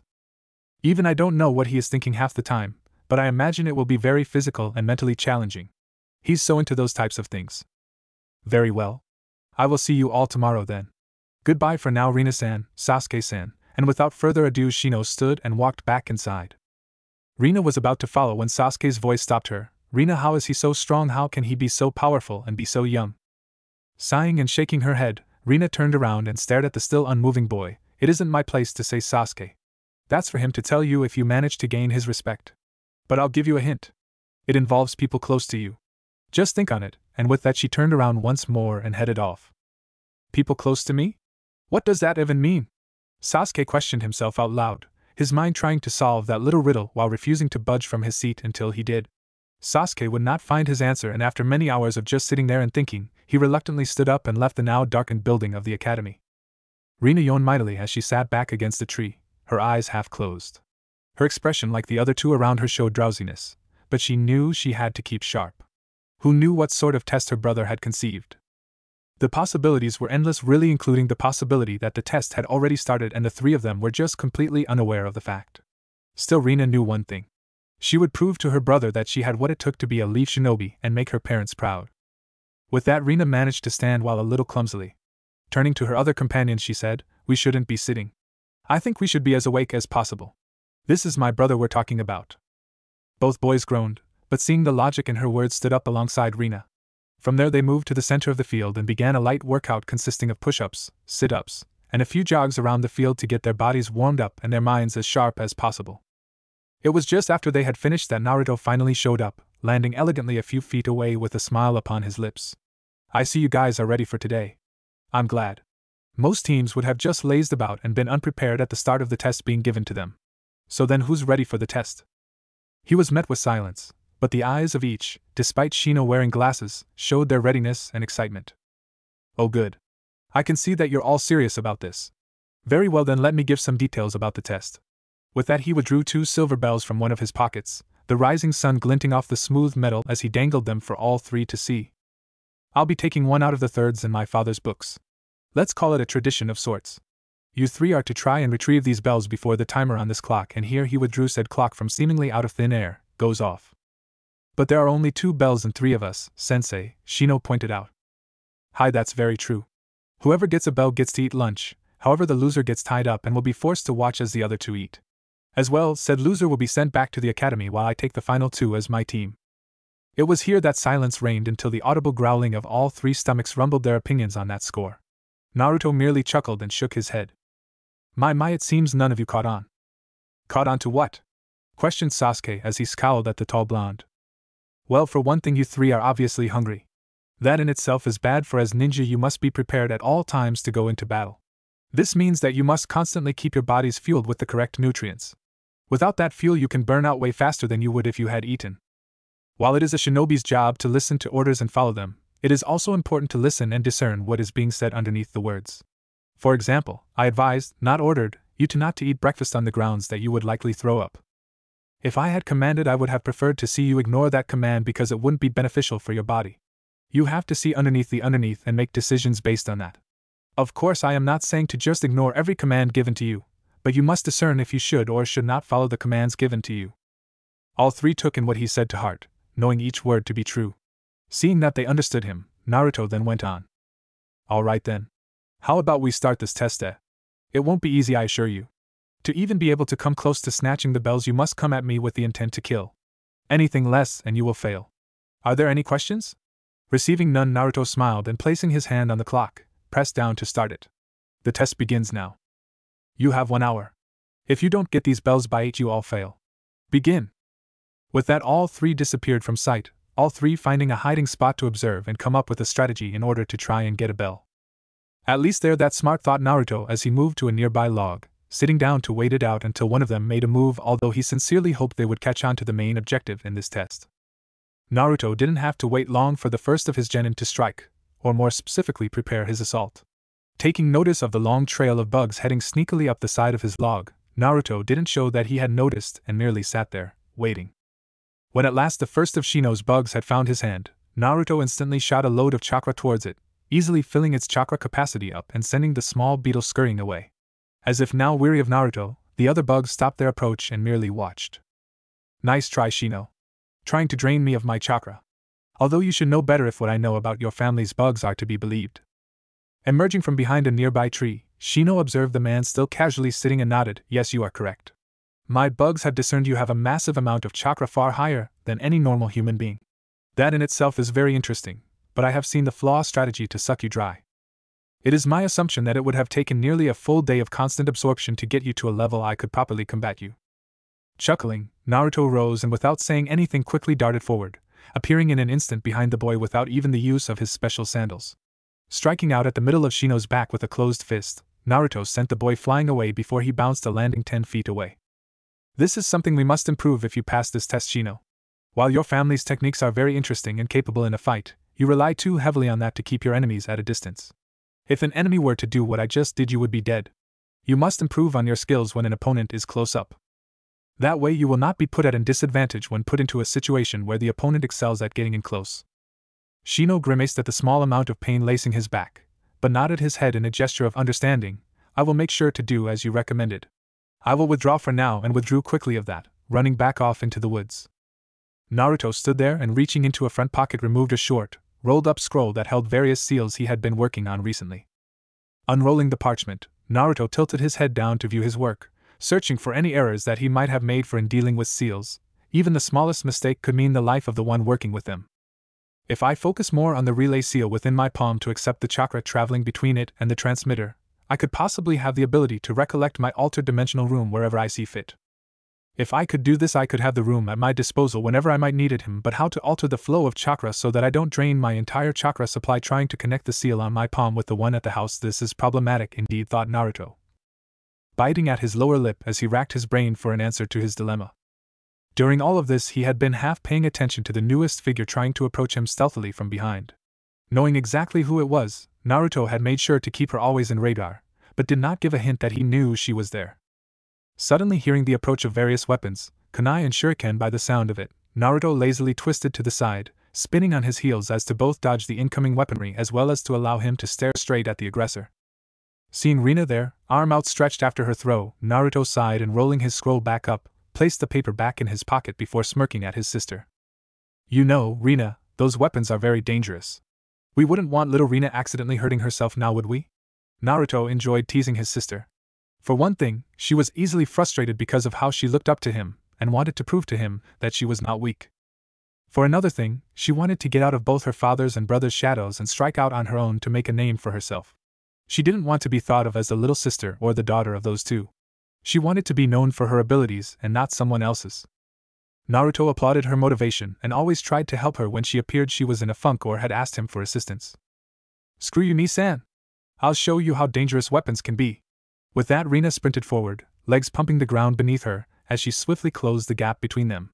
It was interesting to note in Naruto's eyes that those of the Namame's line were always fast and half wondered if it was some sort of minor bloodline ability. He would have to examine that theory in the future. However, now was not the time for such thoughts though, for as Rina neared, so too did her kunai, the blade belining for his heart. Continuing to smirk, Naruto swept an arm forward in a small, upward jab, knocking her wrist away with his own as he forced the trajectory of the kunai way off target. When her eyes traveled up to follow the path of her weapon, Naruto struck, his fist rocketing forward and nailing Rina lightly in the chest, launching her backwards. Rina knew she had messed up by not keeping her guard up and, scowling in displeasure at her mistake, skidded lightly on her heels as she slowed her backward plunge until finally she stopped herself. My Rina. It almost looked like you were trying to kill me there. But I know you wouldn't do that to your big brother now, would you? You were the one that told us to come at you with the intent to kill. I was only following your orders. Nii-san. Rina smirked at the man and once again prepared herself. Knowing that she was outclassed in hand-to-hand combat due to Naruto's speed, agility, and vast experience in actual combat, Rina knew not to get in close with him for the time being if she wished to actually get a bell.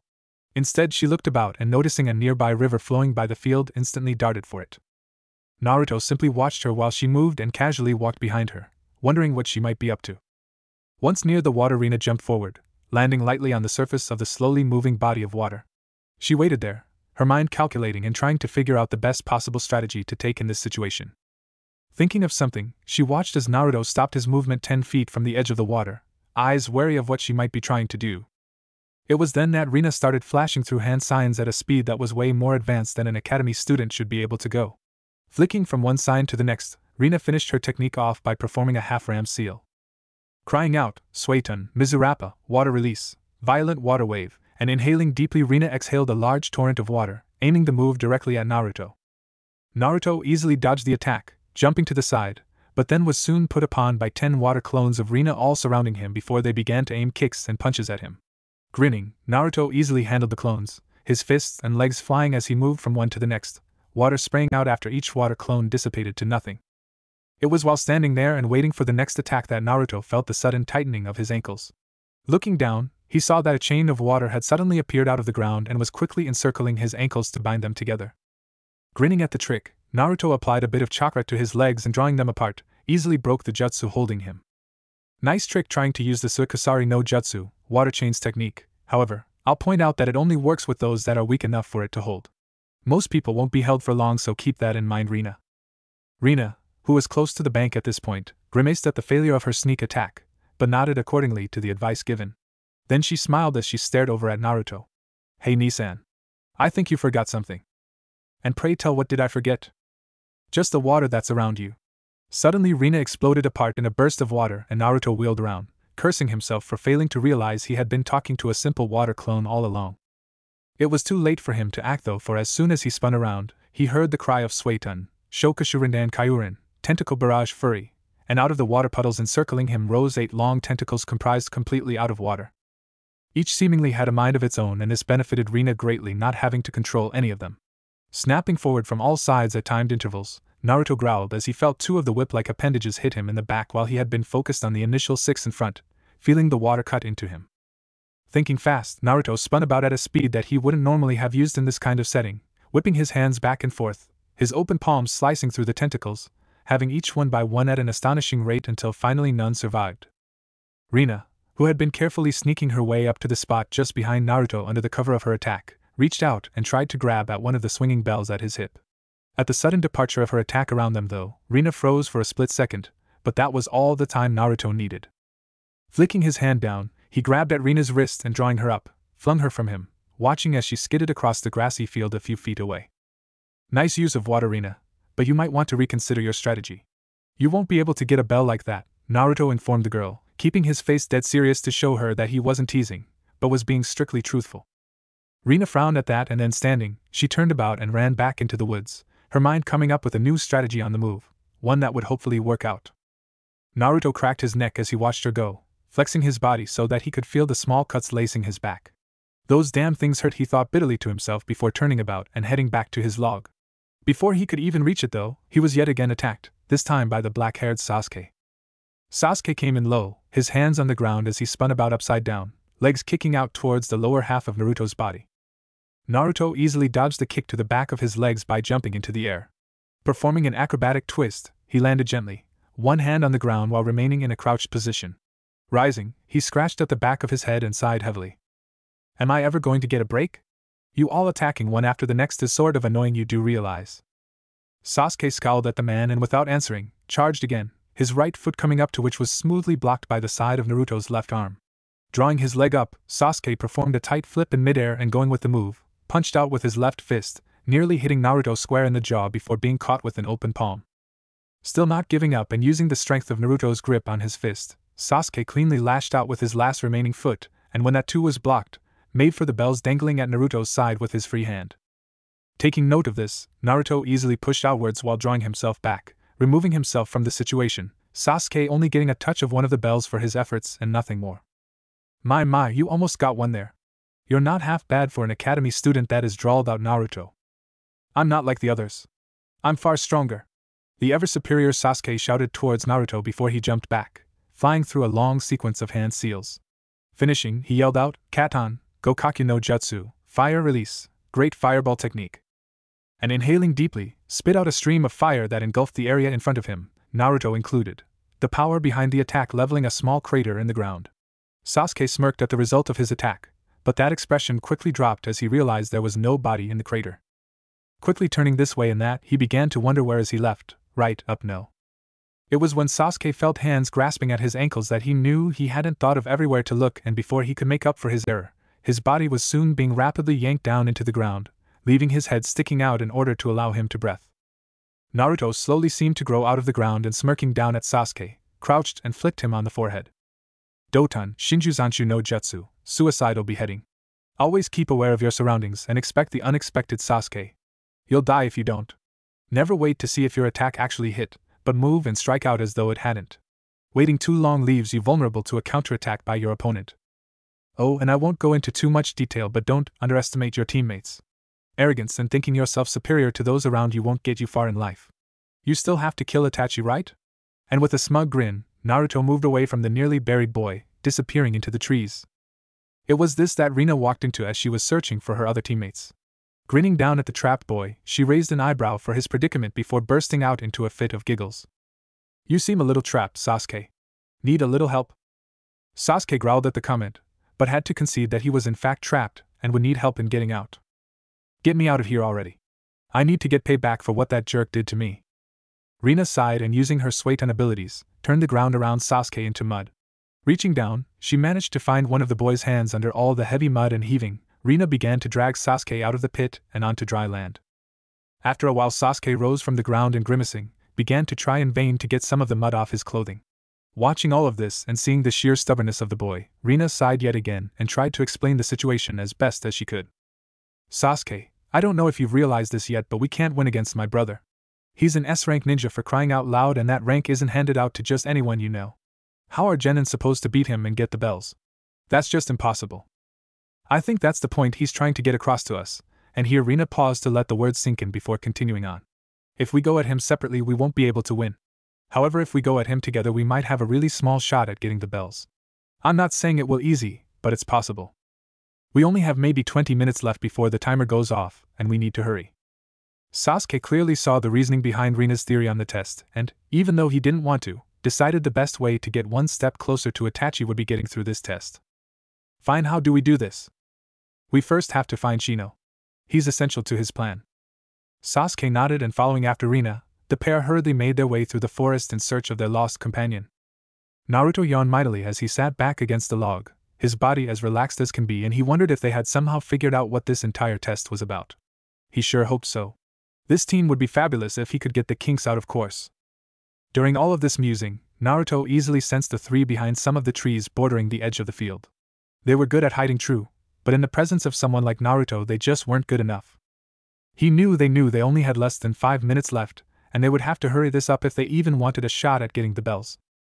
Knowing that something was to come, Naruto yawned one last time and, rising from seat, stood to his full height. Scanning the trees, Naruto suddenly heard a buzzing beneath his feet. Looking down, he could see countless bugs beginning to dig their way out of the dirt, and every time one did, it would instantly spring aloft into the air and start attacking Naruto's skin. Naruto growled at this, swatting at the bugs and trying not to harm them as much as possible. During all of this, little did he know that with the use of the bugs, Shino was essentially jamming Naruto's sensory abilities. Judging it was time, Shino communicated with his beetles that then communicated with each of their kin on the arms of Shino's teammates through the release of chemicals. Taking the signal, both moved in quickly, sprinting across the field towards the figure of Naruto, swatting and beating at the air to get the bugs away. Looking towards one another, they both nodded before Rina flashed through various seals and yelled out Suiton, Mizurappa, violent water wave, sending a torrent of water in the direction of the ground beneath Naruto's feet. A moment later, Sasuke used a fireball and, firing it at the same place, the two jutsus collided, sending a cloud of steam high into the air. Naruto instantly stopped his frantic beating of the air, and was on guard the moment he saw the two jutsus being launched in his direction. When he had been expecting both attacks to aim for him, he had not expected them to be aimed to collide near him, and was initially blinded by the hot steam gushing out in all directions. He heard the sudden whizzing of kunai as they passed through the steam coming at him in all haste. Ducking beneath where he expected the kunai to be level-wise, he was glad that he had, as they flew right above and narrowly missed him. Another salvo of missiles came straight at him next, this time from above, and rolling away and out of the cloud of steam, Naruto looked around. What he saw startled him. Standing there in front of him were all three of his genin, just staring at him in a group, Rina beaming, Sasuke smirking, and Shino looking as collected as ever. But if one was to look carefully, they would see an ever so slight curve out of the corner of his lips. Blinking in confusion, he reached down to his side and feeling the absence of the bells there, he gave the group a questioning look. At this, a cloud of insects came out of the steam, descended upon Shino's hand and parted, revealing the pair of silver bells.